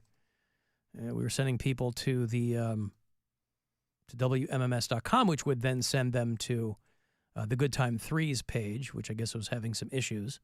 But now I'm being told they might have rectified those particular issues so that you can go and buy tickets now. Yes, right there. Okay, so WMMS.com, or you can go to goodtimeiii.com. We're going out August 24th. It's a Saturday afternoon on the Good Time 3. If you've joined us in years past, that means we're changing where we get on. Good Time 3 is over by the Rock Hall. And all of the information is there for you. So start at WMMS.com. I'm going to be giving you away a ton of tickets here on the show. Stansbury's got them too. I will have a couple of ticket stops in August, basically the 2 weeks before the cruise, kind of a last-ditch opportunity for you to get out there and win some tickets. And it's all brought to you by Circle K. So thank you to them. If you have that Circle K Inner Circle app, which I have on my phone, that's going to come in handy on the cruise. And that's all I'll tell you. So Captain Fun's Floating Fandango, which I love because it looks ridiculous in print. WMMS.com. All this week, you can win them from me around 3:20. I did get called out by quite a few people because I forgot to play the Dick Boot Scootin' Boogie song. He called it Boot Skokin' Booby. I think when he called is what he, right, along those lines. I go flying down that highway to that hideaway, stuck out in the woods to do the boot Skookin' Booby. It doesn't require much, right? It's just... Come on, baby, let's go boot scoot. Oh, Cadillac, blackjack, baby, meet me out back, we're gonna boogie. Oh, get down, turn around, go to town, Boot Skookin' Booby. Boot Skookin' Booby. Boot Skookin' Booby. Boot Skookin' Booby. Boot Skookin' Booby. Boot is how I wrote it up. Boot Skookin' Booby. Poor Dick. Right? I think that's the... Boobs. Boot. So we got one word right. You got one word right. One word right. Boot. All that matters. You got boot. Skookin' Booby. The Home Run Derby is tonight. No Guardians until Friday. They will be back here at home to host the San Diego Padres. The Home Run Derby is tonight. Of course, Guardians well-repped in the All-Star game. Somebody wrote an article for Cleveland.com about how we are all currently living in the golden age of Cleveland sports with Jose Ramirez, Myles Garrett, and Donovan Mitchell. It's pretty great. Right? It's pretty great. For most of your lifetime, regardless of how many years you count, at least one Cleveland sports trope has been true. The Browns stink, the Guardians lack star power, and the Cavs aren't going anywhere unless LeBron James carries them. Since all three franchises have existed, there has only been one calendar year, 1995, during which all three played in a playoff game. But that seems to be changing. So, an interesting article over there at Cleveland.com from Jimmy Watkins. Is that a real person? That sounds made up. Sounds like a imagine. nom de guerre. Jimmy Watkins. If the Guardians make the playoffs this year, then all three will have played in a playoff game in 2024. Mm-hmm. Which it's looking like they will. So pretty cool. Because of Joe Flacco, yeah? For the Browns. For the Browns, yeah. Yeah. Yep. People are wacko for Flacco. Where did he land? Did he get scooped up? Indianapolis Colts. Oh, the Colts. Yeah. Is he replacing Johnny Unitas? No. Was he replacing... He's not replacing it. He's a Peyton backup. He's replacing Peyton Manning? No, he's back. He's replacing Gardner Minshew as the backup because Gardner Minshew went to the Raiders. Very excited for football to start. Oh, okay. Are you still a Chargers fan? Yeah. Are you still know. yelling I'm just a bolt football- up? I'm just a football guy. I like football. I'm just going to watch football and see how things go. Yeah, but how do you determine who to watch? Just whoever's the best teams to watch. And the Browns. No, Mary will watch the Browns. You won't. No, I haven't watched Mary since watched it. Deshaun got signed. Mary's done. I've watched one game. She's haven't done. watched football. I thought in maybe 4 you'd years. change your name. Mm-mm. Or change your mind, rather. I started watching the Browns when Deshaun got hurt and was out for the season last year, and I got wrapped up in the Flacco stuff. So But now that Watson's back. So he is Kinda a just- Browns yeah. fan. Oh, so Mary, you've just kind of divested yourself of the whole thing. Yeah, I watched one Browns game because we were at a party and it was on, and it was the one that Chubb got hurt, and that was the first game I had seen since we signed Deshaun, and I haven't watched one since. Nick Chubb! Hasta la vista, baby! Nick Chubb! Touchdown! So could we interest you in maybe attaching yourself to a new team? You're in New York now. Be a Jets fan. Be a Jets fan. Be a No. Giants fan. I want to be a Browns fan. I really do. I'm just mad at them and Wha- the front office for being stupid. Why don't you pick like a random team? Because that's not going to be fun. No, that would be the most fun. Bill out tried of, to do that out and of it didn't work. nowhere, you become an Arizona Cardinals fan. No. Oh. And you go all in, right? You get an old Larry Fitz jersey, and you're everywhere you go, you're full on AZ Cardinals. How about that? I'm not a poser, Alan. You're not a poser, Mary, if you become a diehard fan. You can't be diehard and new. Yes, you can. You gotta start somewhere. You do a deep dive on a team, and somebody goes, "Oh, they're your favorite band. Name 3 songs," and you're rattling off Cardinals stats, Maybe. right? No, not maybe. Oh. You I do go, miss football a guys, lot. I go back. My great-granddaddy was a Chicago Cardinals fan. Thank you very much. Started at the Morgan Athletic Club on the south side of Chicago. You love Chicago now. Mm-hmm. Say that you're an Arizona Cardinals fan. I don't want to Because be an they go Arizona back Cardinals to the fan. Chicago Cardinals. I want the Browns to stop being dumb. Well, that's not going to happen. I understand. Have you seen any indication from that we're moving in that direction? And I'm not over it yet. Ah. So until he's either not playing there, or they make a change, or something, I don't know what will happen to make me come back. Become a Bears fan. Still pissy about Become it. a No, I don't Bears wanna be fan. a Bears fan. Why not? Do it. I just told you I don't want to be a fan. Become a Bears fan. I want my team to be better. Bears are going to win the Super Bowl this year. No, They're not. Yes, they No, are. they're not. You're Shut welcome. up. You're welcome. That's right. We're getting Rex Grossman back. We're putting the band back No, together. you guys got Caleb Williams, number 1 overall pick. I right. imagine none of you guys are watching Receiver on Netflix. Is that the show about the dog? No, it's Oh. about You're thinking of Airbud. football receivers. No, I'm not watching Receiver. It's very good. I enjoyed it a lot.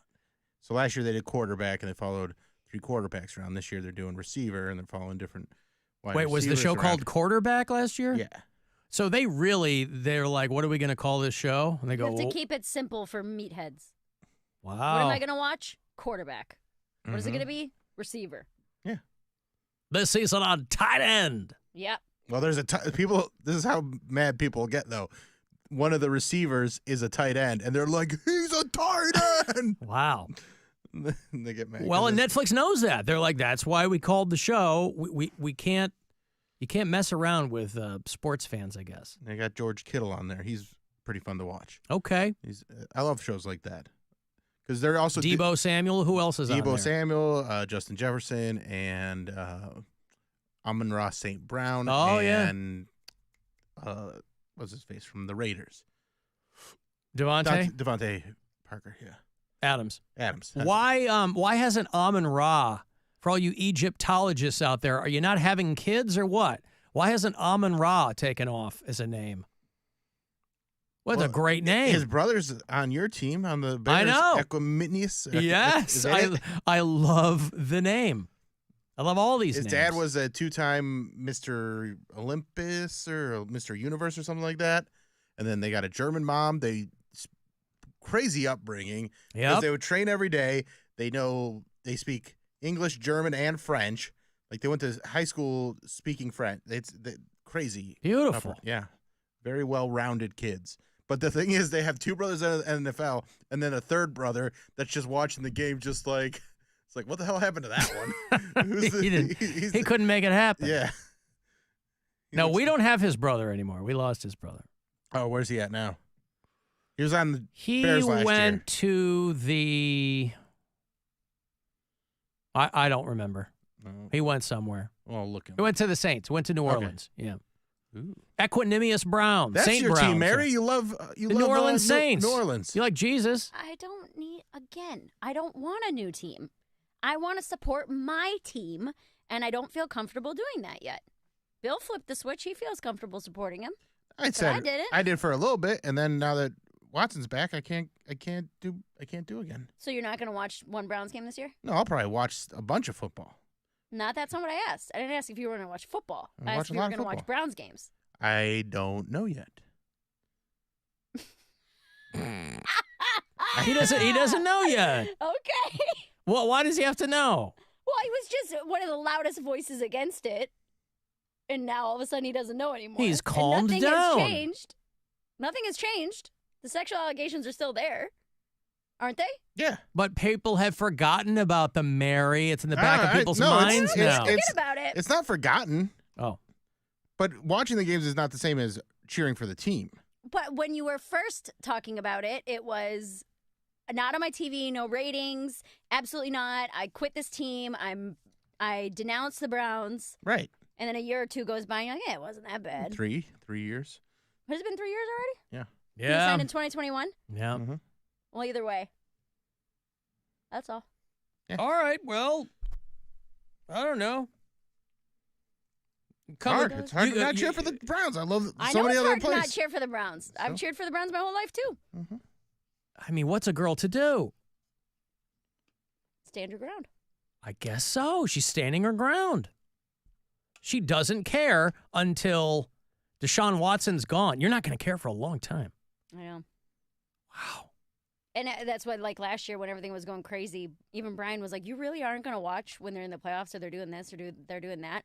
I'm like, I want to so bad. Like, I want to love and care and cheer this team on like I always have. But I don't agree with what they're doing. Good for you. She's standing her ground. Good. I mean, the Steelers are my C team. We had to put up with Big Ben for a long time. He was pushing girls up against the wall in the bathroom at Jack's. Disgusting. Even if it wasn't for that, still a disgusting team to cheer for. Alan Mary is a Fairweather fan. How am I a fair weather fan? I'll read you what they wrote.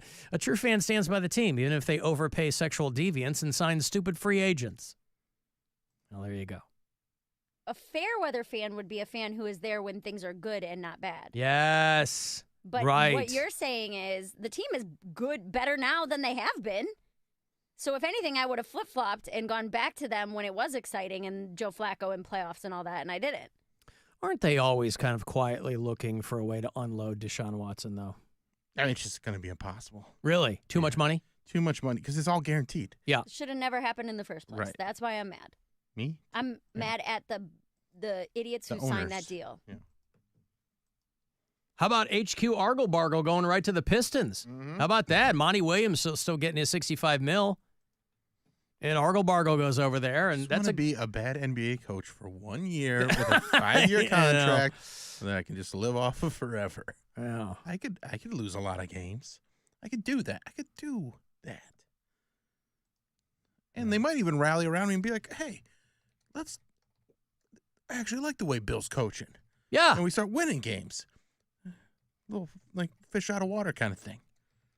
Well, tell them you want to do something with them. I send them my LinkedIn profile. They don't, Is that what it was? They don't get back to me. Hey, we don't see a lot on here that indicates to us that you Papa might Shot. be a really good fit. See how good I am at Papa Shot? Oh. Well, stranger things than that have happened. I'm fully on board with Mary becoming someone's fair weather fan. Just to have fun, because football season's fun. It is fun. It's fun. I'm not saying I won't watch the Jets if it's on somewhere, but I'm not going to seek out new fandom. I have no interest in that. That's why I like fantasy football, so that's one way to follow it. And then also just enjoying different players and their journeys and stuff like that. Seeing people that you enjoy and go, oh, I'd like to see them succeed. Their journeys? Yeah. Their journeys through the NFL. Oh. Their careers. Oh. It's fun. Who cares? I like it. Throw the ball and catch it. I like Kick it sometimes. I like seeing the behind-the-scenes stuff. Shut up. You guys don't watch quarterback and receiver, and that's why you don't get it. I'm waiting for punter. I'm waiting That's for called the Pat McAfee Show.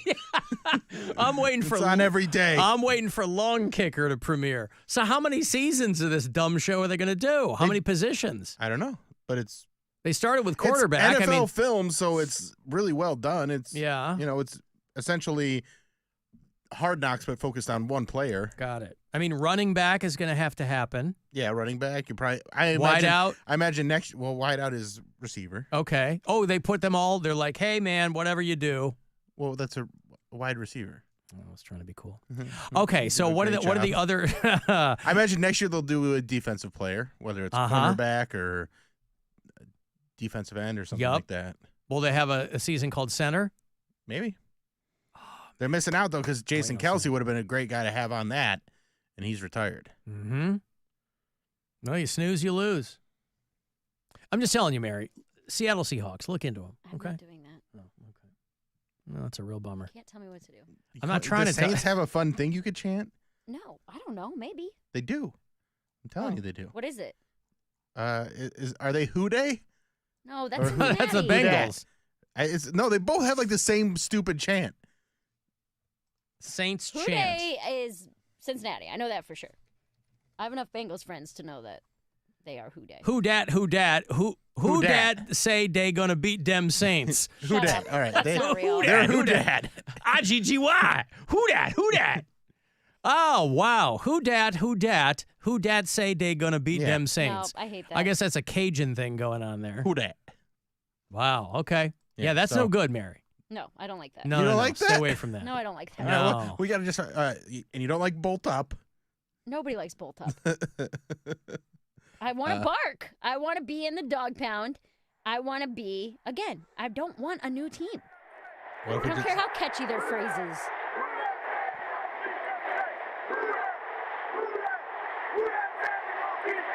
That's lame. That's kind of terrible. fun when you hear it. Who but I dat? don't Well, wanna they're all yell fun it. when you hear them in a stadium full of people, but I think the source material has to be worth it. You don't want to be part of the Bills Mafia?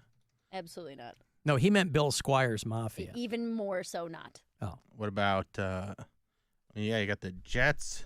That's like Patriots. They're no one would think you're a fair weather fan cheering for the Patriots right now. They're trash. You don't want to sing Bear Down Chicago Bears with me? There you go. Bear Down Chicago Bears. Come on, Mary. Nope. It's Chicago Symphony Orchestra.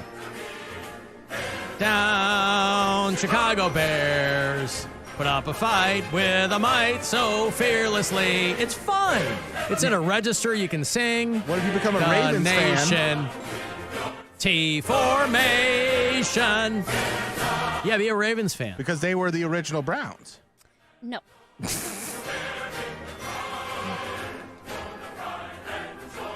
You're the pride and joy of Illinois, except you're not the pride and joy of Illinois. And you never will be, Mary. You're out of your mind. That's me. You're out of your mind. You like cheese, don't you? How about the Green Bay Packers? Are you going, You like cheese, don't you? You can wear a cheese hat. I'm lactose intolerant. Yeah, but it doesn't mean you don't like cheese. Just You know your the hat's body not doesn't made like out cheese. of real cheese, Mary. It's not going to too melt cold. on your head.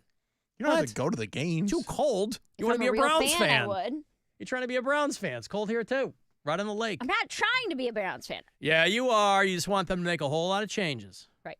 Anyway. I want them to make one change. I want to stop being stupid. Well, what if they get somebody else? I mean, I feel like it can't they don't be that care hard about to hire that someone who stuff. doesn't have sexual allegations.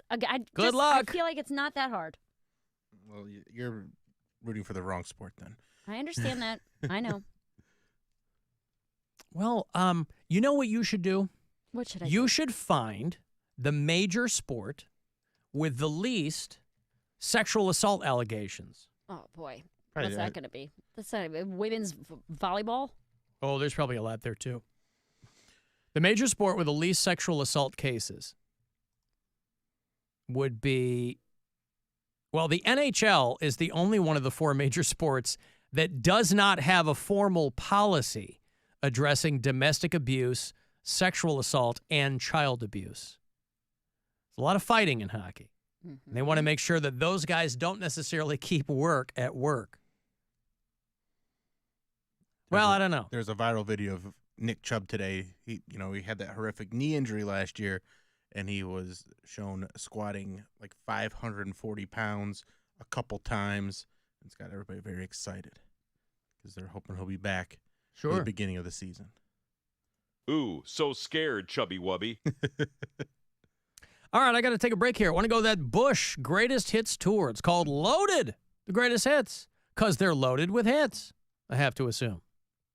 If you missed him at Buzzard Fest last year, we'll see him this summer, August 13th, about a month away, with Jerry Cantrell, who's out doing solo stuff, and Candlebox.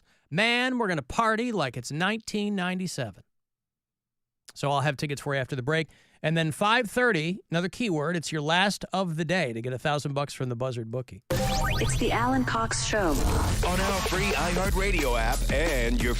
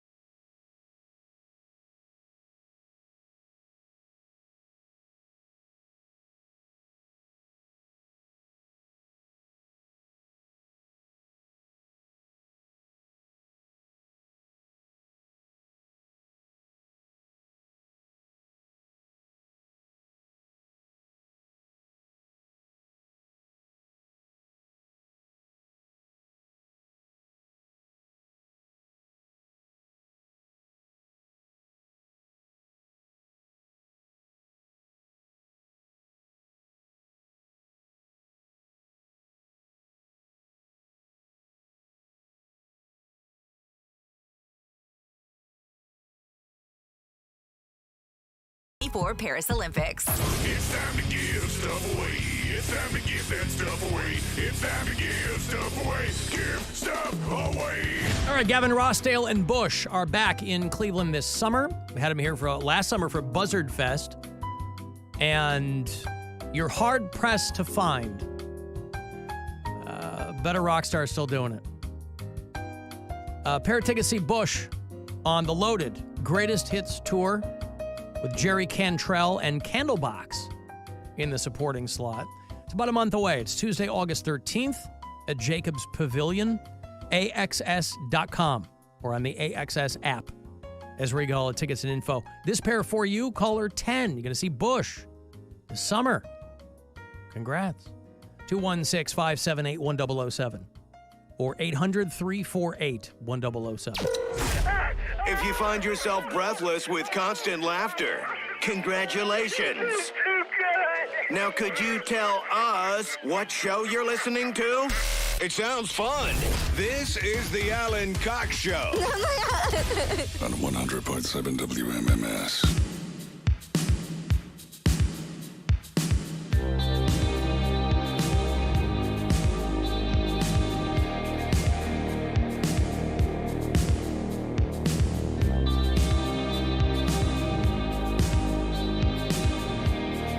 What are the Pan American Games? I was reading about or saw a headline about that. It's a big deal that the Pan American Games are not only in Cleveland, but the first time ever in the United States.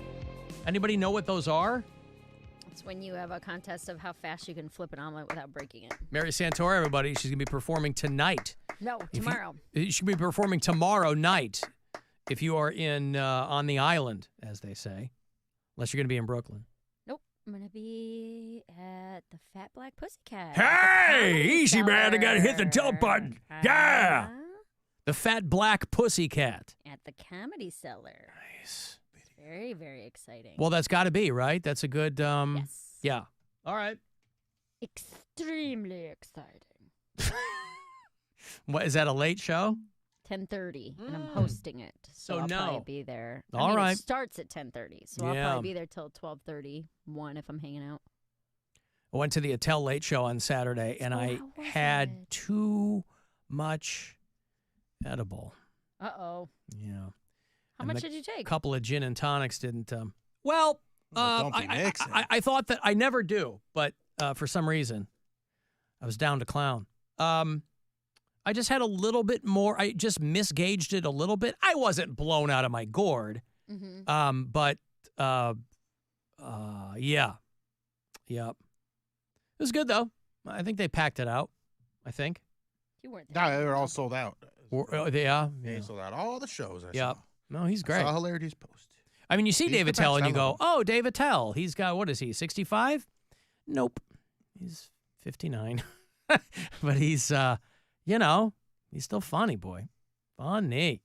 Had Louis Katz with him. Yeah, Louis great. Louis funny. He didn't blow my skirt up Saturday night, but I've seen him do, in my estimation, I've seen him do way better sets than that. So I don't know. I don't know if he was a little bit off or.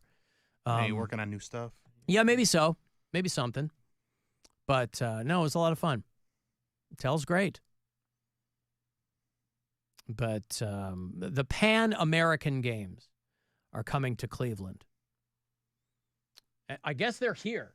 I guess they're happening now. This is what a big deal it is. Like, are people talking about it? Or I know that iHeartRadio is the audio partner of the Summer Olympics in Paris. You know how everybody's champing at the bit to listen to the Olympics. Oh, yeah. That's the best way to experience it. It really, really is, I think. There's time 10 delayed. people swimming in, oh, boy. It's, the tall guy won. Man, that javelin is sharp. Yeah. That shot put. It really trucked it. Wow. He got that shot put all the way out there. An international multi-sport event, the Pan American Masters Games. Oh, okay. Athletes 30 and older. So that's the hook. You think they're for people that, like, do they get, I mean, there has to be like a hierarchy. You're not washed up at 30 as an Olympian. There's people older than that in the Olympics, I have to assume. I have no idea. They've been working for 7 years to bring the games to Cleveland, and I guess they're here now. They started Friday, and they go through the 21st. This is the first time it has been in the United States, not just Cleveland. So here, another opportunity for Cleveland to act as not only an ambassador for this part of the country, but an ambassador for the entire country. Who better to show 4,000 athletes from 70-plus countries what the United States, I was going to say, really looks like? That might not be the way to go about it, but I guess I would have thought maybe they did make a big deal about it, and I just missed it. I don't know. But we got apparently they years ago tried to get the Pan American Games to come here. They were in Rio in 2020. And then during the pandemic, they didn't do it. And then Cleveland, city of Cleveland, heard that it was going to be here in 2024. But I wonder where they're doing it. Are they doing it at our sports stadiums? Liquid Y. I'm sorry? Or actually the downtown Y. I think they said Liquid Y. I was like, the Lakewood Y. Well, I thought maybe they'd need a bigger venue. Yeah, but you're saying no. You're saying, no, they can fit in. I'm going to be honest, Alan. I made that up. Oh, you did? Yeah. Oh, man. See, I go to you guys for on-site information. You were being cheeky. Being a stinker. You were being a little stinker. Pan American Masters Games has never been held in the United States. In 2016, Vancouver hosted about 4,000 athletes. But listen, man, you know, we had the RNC here years ago. I think that was the year it kind of flopped. But we had women's Final Four, the NFL Draft, and the NBA All-Star Games. We did our show live from the NBA All-Star Games. We had the gay games. Oh, yeah. Right? We had the senior games. We had the, that's not senior games, right? It's senior games. Yeah, okay. I want to make sure it wasn't a typo. The transplant games. How many different games do there need to be? Now, do you think that means people who have moved from one city to another, or people that have had body parts transplanted? It's actually plants that have swapped genders. Plants. Mm-hmm. The Transplant Games of America. This year in Birmingham, Alabama. But as they say in Cleveland, we had her first, Birmingham. And so people, it turns out you're wrong, Mary. It is people who have had transplants.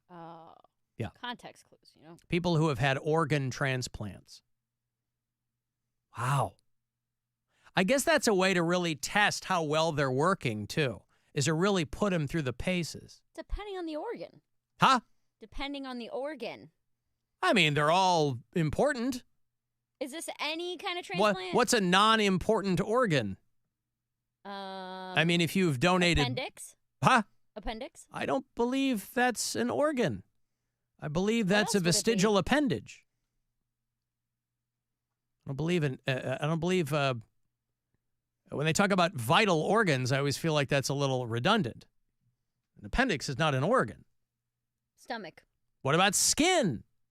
Skin transplant? Yes. Graft. Whole body skin transplant? Everything else is a transplant. Your skin is a graft, right? Not if you do the whole thing. Oof. But it is your body's largest organ. Maybe yours. You got it, man. I knew it was coming. Yeah. Mine's my enlarged heart. You what? Mine's my enlarged heart. We should get you on the transplant games. I'm not qualified yet. Oh. All right. Well, I don't think Mary has anything enlarged that would require her or qualify her for the transplant games. Sense of self? An enlarged sense of self? Yeah, but you need that, man. You're in, you're a lone wolf in the city. Right. You can never have too much confidence in this game. Never. Well, it's crumbling. So. But why? Because it's scary. You're on the move, homie. We're on the move. You're making things happen. Yeah, we are. Right? You're going to get the lead in this movie. This lesbian part's mine, baby. Yup. You are going to be that. You're going to get typecast as a heroin chic lesbian. Imagine if she gets typecast off of one role in this movie. That. I was like, if I get this and then forever I just play an abusive lesbian's girlfriend. Yes. Hey, you got a career, You don't can you? do worse than that. Whatever, dude. Yup. I'll take it. Just treat the other Work for lady like she's me. And you'll be perfect for the role.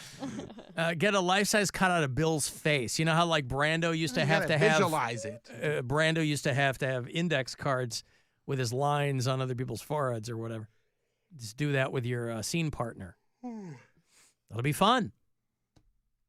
You'll be like Gina Gershon. Yeah. For an all-new generation. Me and her. Yeah. Well, you're in good company. $1,000 here. Last keyword of the day. Rover starts it all over again tomorrow morning, and you get them pretty much every hour throughout the day. So it's $1,000 from the Buzzard bookie. So I hope you get the last one today. Good luck. This is your chance to bet with the Buzzard bookie and win $1,000 now. Enter this nationwide keyword at WMMS.com. Grand. That's grand. Enter it now at WMMS.com. Alan did the edibles that make you think you were watching Dave Chappelle. Boom, roasted. I will say this. When it was all over, because, he brings like the other two guys up. They do a little bump and mics thing. It was him and Louis Katz and Alex Price. Alex Price. And when they all got off stage, Alex, as he was hosting, said, "Give it up one more time for Dave Attell." And for a half a second, I thought he said the wrong name. He called him the real name, but in my brain, as he was saying it, I don't know what this is. It's literally, I'm never going to be able to ever have Attell in here again. I'm never going to be able to have Dave Chappelle in here for the first time. And you know how angry that's going to make Dave Chappelle, that I can't have him in here. Yes, I mean. As a proud son of the Buckeye State, I know he's not a native here, but he's a resident, a longtime resident. Mm-hmm. That's just going to, I'm going to have to break that news through an intermediary or something because I don't know that I can do it myself. But yeah, I don't know what that brain fart is in my brain where when they say Attell, I'm thinking Chappelle. I assume it's because they look so similar. Mm-hmm. It's got to be that. I'm sorry? I don't think they look that similar. You don't? No. That's just me. That's just me, Not a huge fan of Eminem, and I don't think Dave Chappelle and Dave Attell look alike. Those are things that I say. Those are things that I say. I say it all the time. It's going to be part of my epitaph. Dave Attell and Dave Chappelle do not physically resemble each other. Well, anywho. The Pan American Games, if you are an athlete, if you have come here from another country, welcome to the United States. It sounds like it's primarily for athletes over 30. I don't know what that's the minimum age. I'm curious what the maximum age is. 250. Well, they do have the senior games, though. There's probably some overlap. There's probably people who compete. And that was kind of my question. The Pan American Games for people who there are that many athletes, there have to be a handful of former Olympians in there. Maybe you've got a bronze, a Greco-Roman wrestler from Brazil who bronzed, and then they come and they do the Pan American Games. You know how like comedians just do each other's podcasts all the time? Mm-hmm. And how reality people just make the rounds on different shows. Maybe that's what this is. Maybe some people work like the games circuit. Just till you die? Maybe. Well, hopefully. And it's not to the death. It's not the Running Man. Pan Am Games till I die. Yeah. Right. Alan, is there any chance that Mary will get beat out for that part by Mary Santora. No. I didn't want to speak for you, but I thought no, too. 0% chance. I figured it was a really, really small, Bill slight change. Squire is the guy. Did he ever do a song for you, Mary? No, but speaking of incredible singers, I know, right? guess who I met this weekend? Oh, not Mary Donny Santorum? Osmond. Donny Osmond. Oh, yeah, Donny Osmond. I met him as a young boy at the Hilcamora pageant. What is that, a Mormon thing? Yeah, so they do this thing called the Hilcamora pageant in Camora, New York, and it's just like they'll act out every year. They kind of change it up, but it's like Bible act outs or Book of Mormon act outs, stuff like that. It's where they say Joseph Smith found the golden plates that he translated into the Book of Mormon, all that crap. But Donny Osmond, being a Mormon, he was in it one year, and everybody was asking for his autograph, and everybody's going, Donny, Donny, Donny, and I go, Brother Osmond, and he thought that was funny, because that's how people refer to each other in the Mormon churches. Yeah, sure. And he got a kick out of that and signed the playbill that I got for a lady in our ward, in our church, and yeah, that's my Donny Osmond. He thought you were funny, Mary? He was very kind. He's a nice dude.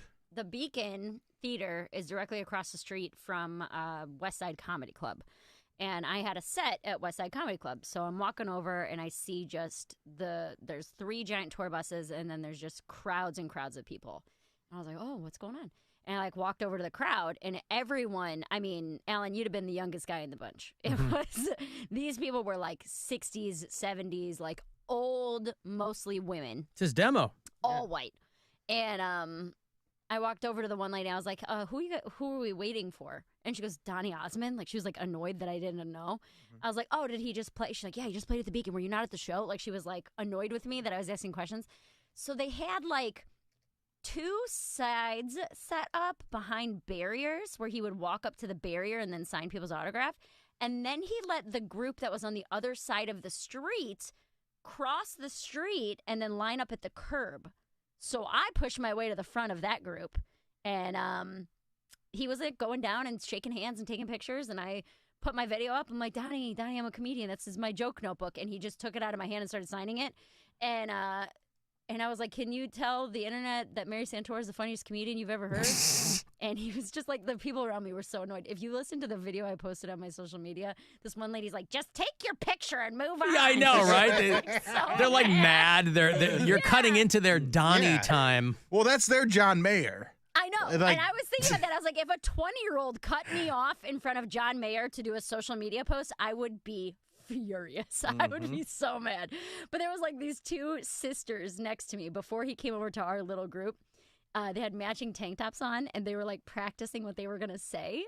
She was like, "Oh my God, you know what we should do?" She's like, "I'll point to me, and I'll say I'm a little bit country, and then you can say I'm a little bit rock and roll, and point to yourself." And they did it. They did it in front of him, and he's so sweet. He just kind of like nodded, and he's like, "Yeah, that's the song. Like that's what it is." I mean, good for him. He's still working. He still sings. He still does like Joseph and the Amazing Technicolor Dreamcoat in Vegas.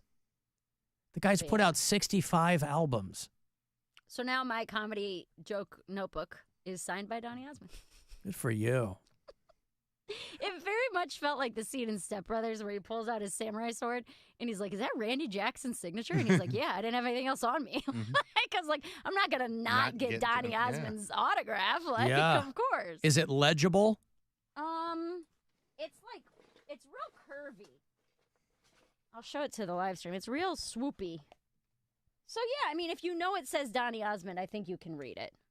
It's all, I got it. Yeah, that's a good. That's a good signature. Yeah, real swoopy looking. Just tell people it's Daryl Oates. I don't know if that's better. I met Donny Osmond one time briefly in the early 90s, the morning show I was producing on. Danny Bonaducci was our overnight guy. It was the beginning of his career in radio. He just retired. He's sick. He'd been on Seattle for, I think, the last 20 years. But he was going off on some rant about actors of his generation or child stars or people of that ilk. And he just started rattling off names. And the host of the morning show I was producing for pushed for Donny Osmond and Danny Bonaducci to do a celebrity charity boxing match. Yes. And so it was Danny Bonaducci versus Donny Osmond. They did it? Yeah, it was called the Vanilla Thriller. Yep. And we covered it and had to do Donnie lost. Yeah. But, that was 93? Something like that? 94?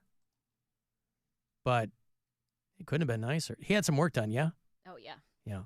Well, because for a long time, he didn't look like he did. He looked pretty good. Legit ageless. And now he looks like maybe he had a little bit of work done. Marie's had a lot done.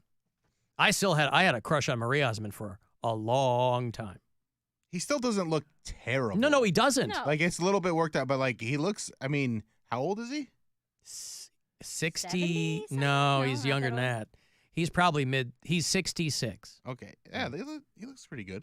When I posted the picture, I was, like, excited, and I saw my roommate later that night. I was like, did you see I met Donny Osmond? She's like, I don't know who that is. And she's only 31. She's only a couple years younger than me. I was like, what do you mean you don't know who that is? And then I was like, you know the Mulan song, Let's Get Down to Business? He's saying that. Like, oh, did he really? Yeah. Oh, okay. He didn't do the voice of the character. He just did No. He did, I'll make a man out of you. That's Okay. the one that he did, yeah. Wow. Well, he and his wife have been married for almost 50 years. They've been married since the late 70s. And it was only recently that he admitted, Bill, that during the course of his career, he had been tempted by other women. No. He married his high school sweetheart. She's the only woman he's ever slept with. And of course he was tempted. Tempted by the Fruit of another.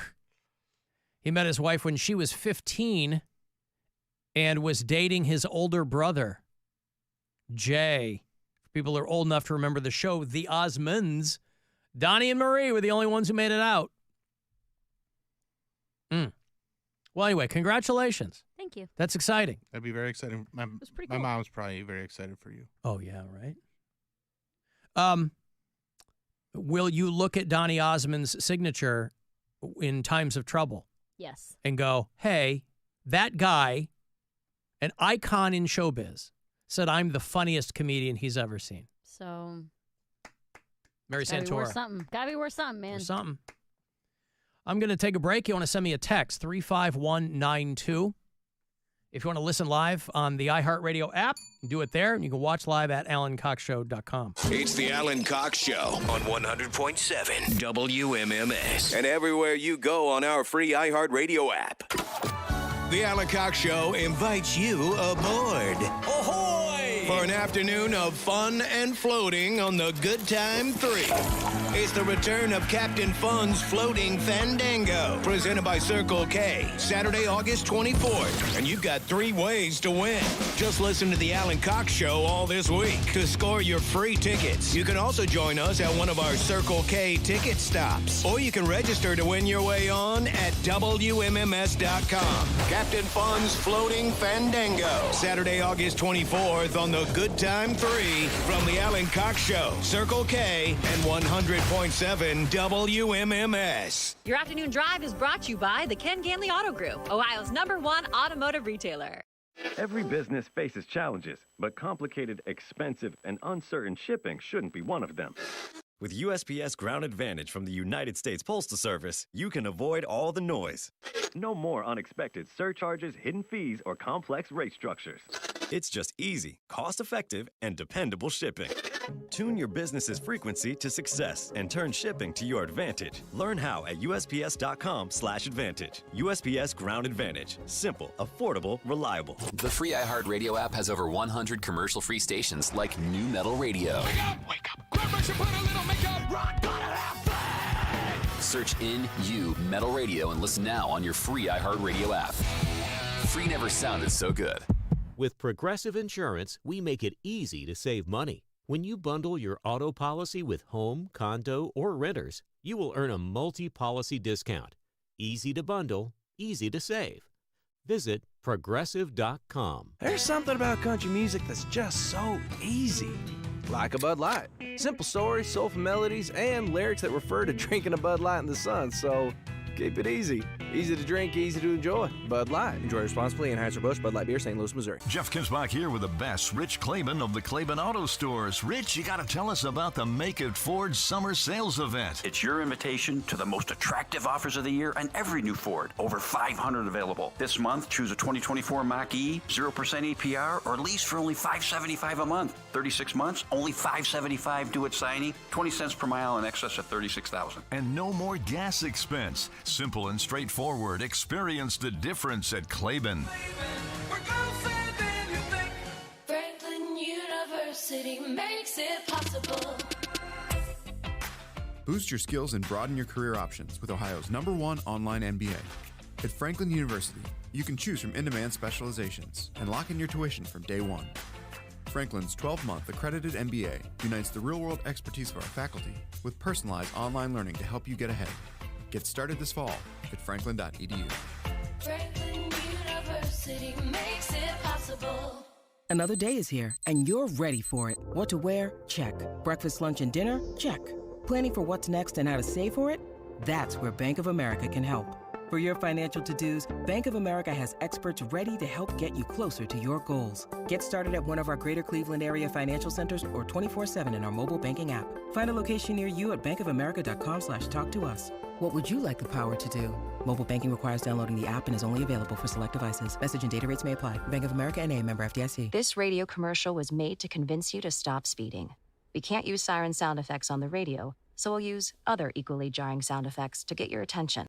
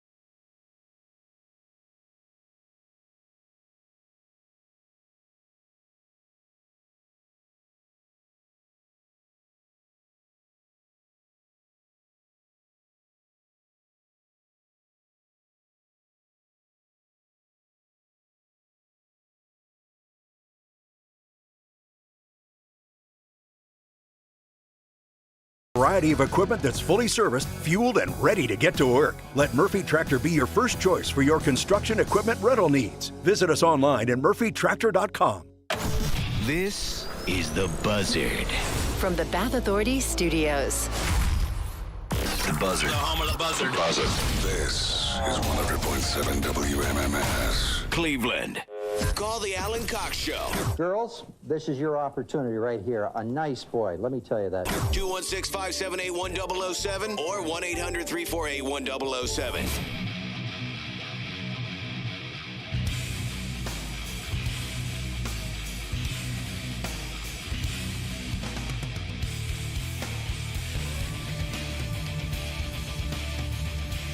$35192. Want to send me a text. AlanCoxShow.com. I think we got all the bugs fixed. People who are trying to buy tickets, since this year you can for the first time.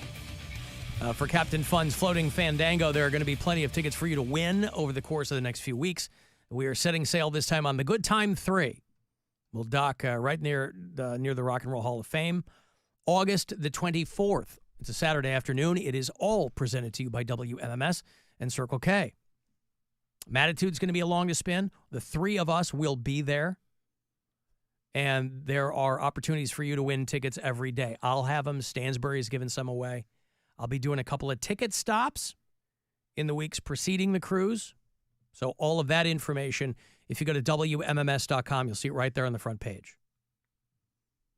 And the information if you want to buy them as well. There are a limited number of tickets for you to buy.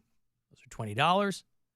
Now, we've done giveaway only in years past, and we're always up against, talking to people who really, really want to buy them. And a handful of people I've spoken to over the years who have gotten themselves into some real situations, buying them secondhand from people who did win them, people who would turn right around. After we had established that this is a real rager, right? Yeah. What year? 6-7 years have been doing this now? Well, we started in 2013. 2013. There's no way to know how many years that was. I think we missed a couple of years because of the pandemic, the pandy. But I think this might be the 10th one. Wow, the 10th. Man, maybe the 9th. I don't know exactly. But it is the sophomore outing for Captain Fun's Floating Fandango. Now, you guys know who Captain Fun is, right? Yeah, that's you. That's me. And then there's Stepmom Mare. Is that? Yep. And, yeah. Bam Bam Bill Squire. Bam Bam Bill Squire. So everyone's going to be there on the boat.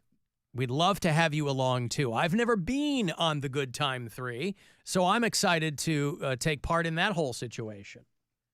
I don't know if it will require me to smash a magnum of champagne across the bow or what. I don't know. Probably not. They probably did that a long time ago, right? Yeah, they probably christened it, but It's I not mean, their maiden voyage. no, but I would like to christen it in my own inimitable fashion. Last year we had a couple of ticket winners who christened the bathroom. Mm-hmm. And boy, anytime you run into them, that's how they will greet, us. That's how they introduce. Yes. Hey, we banged on your boat. I go, yup, you sure did. So I wonder if they'll get on again this year. Get on and get off. That's a way to do it. So WMMS.com will have all of the ticket info there for you. People keep telling me that the website misspelled my name. I don't see that. I'm looking right at it, and I don't see where they misspelled my name. That would be the cherry on the sundae, though. I mean, my name is in the logo of the event, so I don't know how that could possibly be the case. Everything I see looks like it is spelled correctly, so I'm not sure what I'm talking about. It does say enjoy yourself with an adult beverage on an adventurous cruise with the Alan Cox Show. And so it'll tell you everything you need to know, right? Want to take care of things quickly on that boat? They suggest people bring cash. It says DJ Mattitude is going to be spinning fantastic music. Oh, it's when you go to the actual ticket link, then it becomes Alan. So, like, they got the landing page, and then so still not out of the woods yet. Oh, really? When you Yeah. hit book now? Yeah. Allen.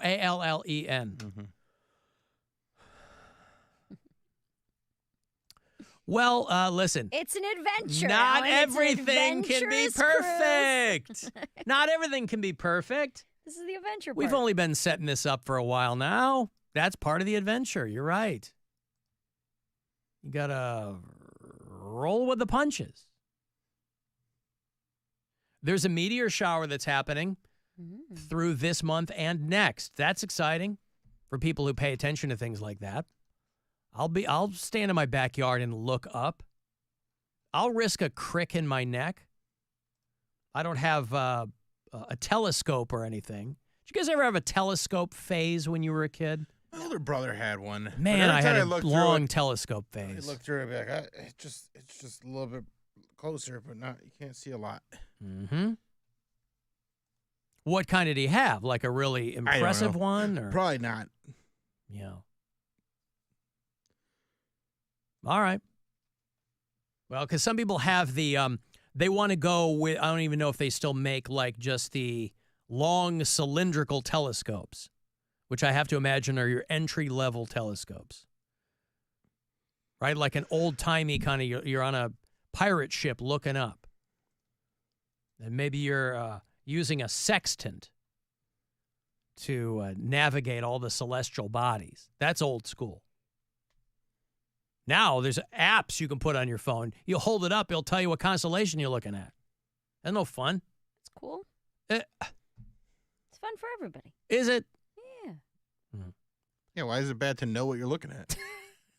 Because you're supposed to. Knowledge is power. Alan. You're supposed to look through the lens of your telescope and then and chart it yourself and then jot it down in your journal. Like all of us super cool kids did, Bill. Yeah, some of us have friends, so. Anyway. Shut up, Mary. Oh, yeah. Alan had Some a of friend. us- His name was Orion. His belt was unparalleled. Ever heard All of of my friends were in the sky. Seven Sisters? And the Big Dipper and Yeah. the Little Dipper. I have friends. I sure do. Well, not all of us did, Mary. Bravo. Congratulations. Thank you. 5th grade Mary had all the friends. Oh, good for you.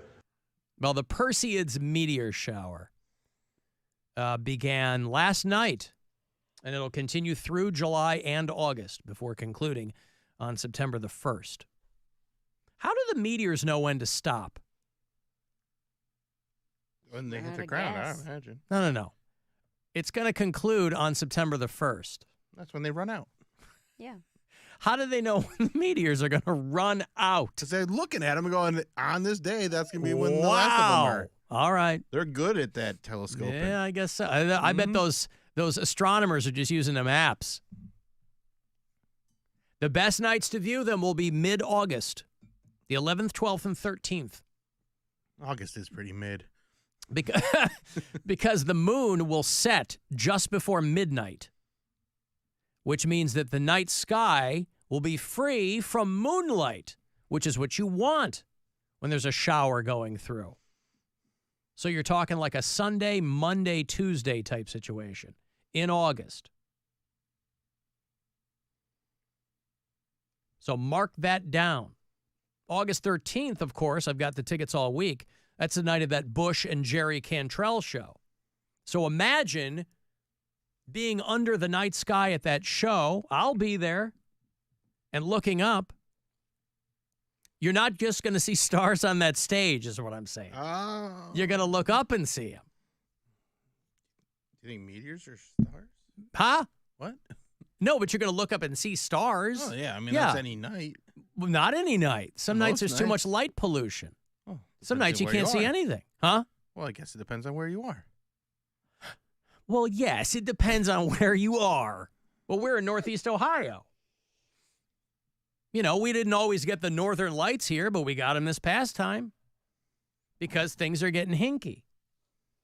And that's exciting for people whose friends are in the sky, Mary. I got a friend in the sky. His name's Jesus. Let me tell you about him. I thought you say your dad and my dad are up there. You think your dad and my dad have met each other? Probably. In heaven? Yeah, they're Yeah. listening to our show right now. Mm-hmm. Oh, Well, he never did that in life, so that's I my guess boy. yeah. I guess there's a first time for everything. Yeah, they're hanging out. Maybe I'll see a dime on the ground. Oh, that's your dad listening to your show for the first time. Oh, cool. All right, well, he was very busy. You just let him know it's as good as it gets now. Alan, this is your father speaking from the Alexa. God, there was a power outage briefly the other night. And my Alexa starts talking in the middle of the night because it's rebooting. It's like telling you that it can't find the Wi-Fi. And I swear to Christ, I jumped into my goddamn ceiling fan. Because Alexa out of nowhere starts talking very, very loudly. And I didn't understand what it was. I went downstairs and I see like the microwave clock's blinking or whatever, and then I get it. But god damn. You think my dad would warn me through the Alexa, Bill? No. Not just Alexa talking to me. He's hanging out with Mary's dad. They're probably Alan, gambling. this is your father speaking from the Alexa. You think they're doing what? They're just hanging out with each other? Gambling, probably. Gambling. My dad gets your dad kicked out of heaven. And then when you go up there, he's not there anymore. My dad could probably show your dad how to actually win money by gambling. No, that's not real. Oh, not even in heaven. That's not. I see. All right. Well, unfortunately, my father is in the ground, and that's where I believe that he is. I don't believe that he's in the sky. You don't think he's got a soul floating I know around that he's in heaven? I do not. Oh. Nope. I believe that my dad is where we left him 2 years ago, in the ground, on June 17th, 2022. And I don't believe any of that other nonsense. Just a few days before your birthday, which is when again? I don't know when it is. Although since it's passed, I mean, is that still a thing? You tell me. I never understood this. Bill, 100% honest with because you. he said I had to give everybody $1,000. I get that. Someone just, customer said that Alan would talk about his birthday all the time. Which I don't. But I played along, and I was like, okay, well, then I'm never going to mention it again. All right, and I didn't. Give me $500, and we'll call it quits on this whole bit. Give you $500. I want $500 too. No. Give us $250 each. Yeah, there you go. Oh. Just join me on the cruise. At Bill Squire on Venmo. At what? At Bill Squire on Venmo. Just Venmo it on over, Alan. Venmo? Yeah. Or Zelle. You kids in your slang, Bill. It's your zealot? It's Venmore is what it's actually called. Why is Brother ADX calling me again? He's got some dumb stuff he wants to talk about. Some astronomy stuff probably? Yeah. Is this a celestial conversation, Brother ADX? Hey, Captain Fun. I just wanted to ask you a question about the Northern Lights. Do you know where they come from? Well, they come from heaven. Well, let me guess. They come from a black astronaut. Some They come from a black man. They come from a black man on the moon. Hey, Alan, I'm pretty good with semantics, so don't try to lure me into a maze of circular logic. All right? What's the matter with you? I prefer square mazes, but I take your point. Okay, my point here is that there's the origin of the Northern Lights, which are called the Aurora Borealis, of course. You all know that. I'm sorry, the what? It's coming from... You heard him. The Aurora Borealis. Aurora Borealis. Try it again. Give it another go. Sarah Borealis. Girls 5 Go ahead. Aurora Borealis. There you go. He nailed it. I knew he could do it. He's a smart guy. I knew he could do it. I knew he wasn't going to have a book, skook, and booby on his hands. Go ahead. No, my thing is that, when you're on the radio, okay, you can only get so much time to speak before you get interrupted. So that's why I'm speaking fast, and I didn't say the whole Borealis. Thank you. All right, but my point is here. Those lights are coming from the central sun, which is 600 miles in diameter of the hollow Earth. If you read a book called The Hollow Earth by Dr. Raymond Bernard, it teaches about the voyages of Admiral Byrd in the 1940s. And he found when his ship got closer to the Antarctica that he started seeing birds flying around and moss vegetation floating in the water, and the temperature actually got warmer. So then he found out that this was actually an entrance to the hollow earth, where there are two cities called Subterranea and Argatha. And these are highly developed cities and the home of some of where the UFOs come from. I didn't know UFOs came from down in the I'll tell earth. you what, boy. I mean, yeah, this is the kind of stuff Hitler was reading when he was trying to, he was trying to conjure up demons from the center of the earth and stuff. So I guess you're in good company. Okay, well. Not really demons, and there's nothing supernatural about the hollow earth. I mean, it's actually well known, and this is why that book, The Hollow Earth by Dr. Raymond Bernard, is in the reference section at your library right next to the Bible and the Holy Quran. I There's a see. reason for that. Is doctor in air quotes? It's esoteric knowledge. I mean, you Krauts and you heebie-jeebies, you're really not supposed to even know this What stuff. is he? Are you having a stroke? Are you okay? I want you to seek medical Am I having attention. a The stroke? acronym is FAST. What does FAST stand for, Okay, Mary? well, I'm not, Fully I'm not having a heart appreciate attack. sounding off about this topic. There you go. Okay, thank you, Yeah. Brother ADX. I appreciate the. Boy, I'll tell you what. When you want some, he's right. You want some esoteric information. You go to him. You know, what's funny is all the people who, I mean, some of these books are very, very old, but they've been revisited by other people who were just kind of doing it as a goof, right? They were pretending that they believed in these things, so people like Brother ADX would buy their books. But then when everybody started going bananas with conspiracy theories, these people were like, oh, I'm being hoisted by my own petard here because these people are crazy. And now they're coming to me and, Show us the way, Papa. right. Well, he's got to be careful who you're associating with, I guess. Okay, I got to take a break. If you want to get the last word in, do that. I think you got the Corey Roddick experience tonight. Guardians are in All-Star Week, so they won't be back home till Friday. So you can be in good shape. 35192. Text me there if you want to, and we'll be back. It's the Alan Cox Show. On our free iHeartRadio app.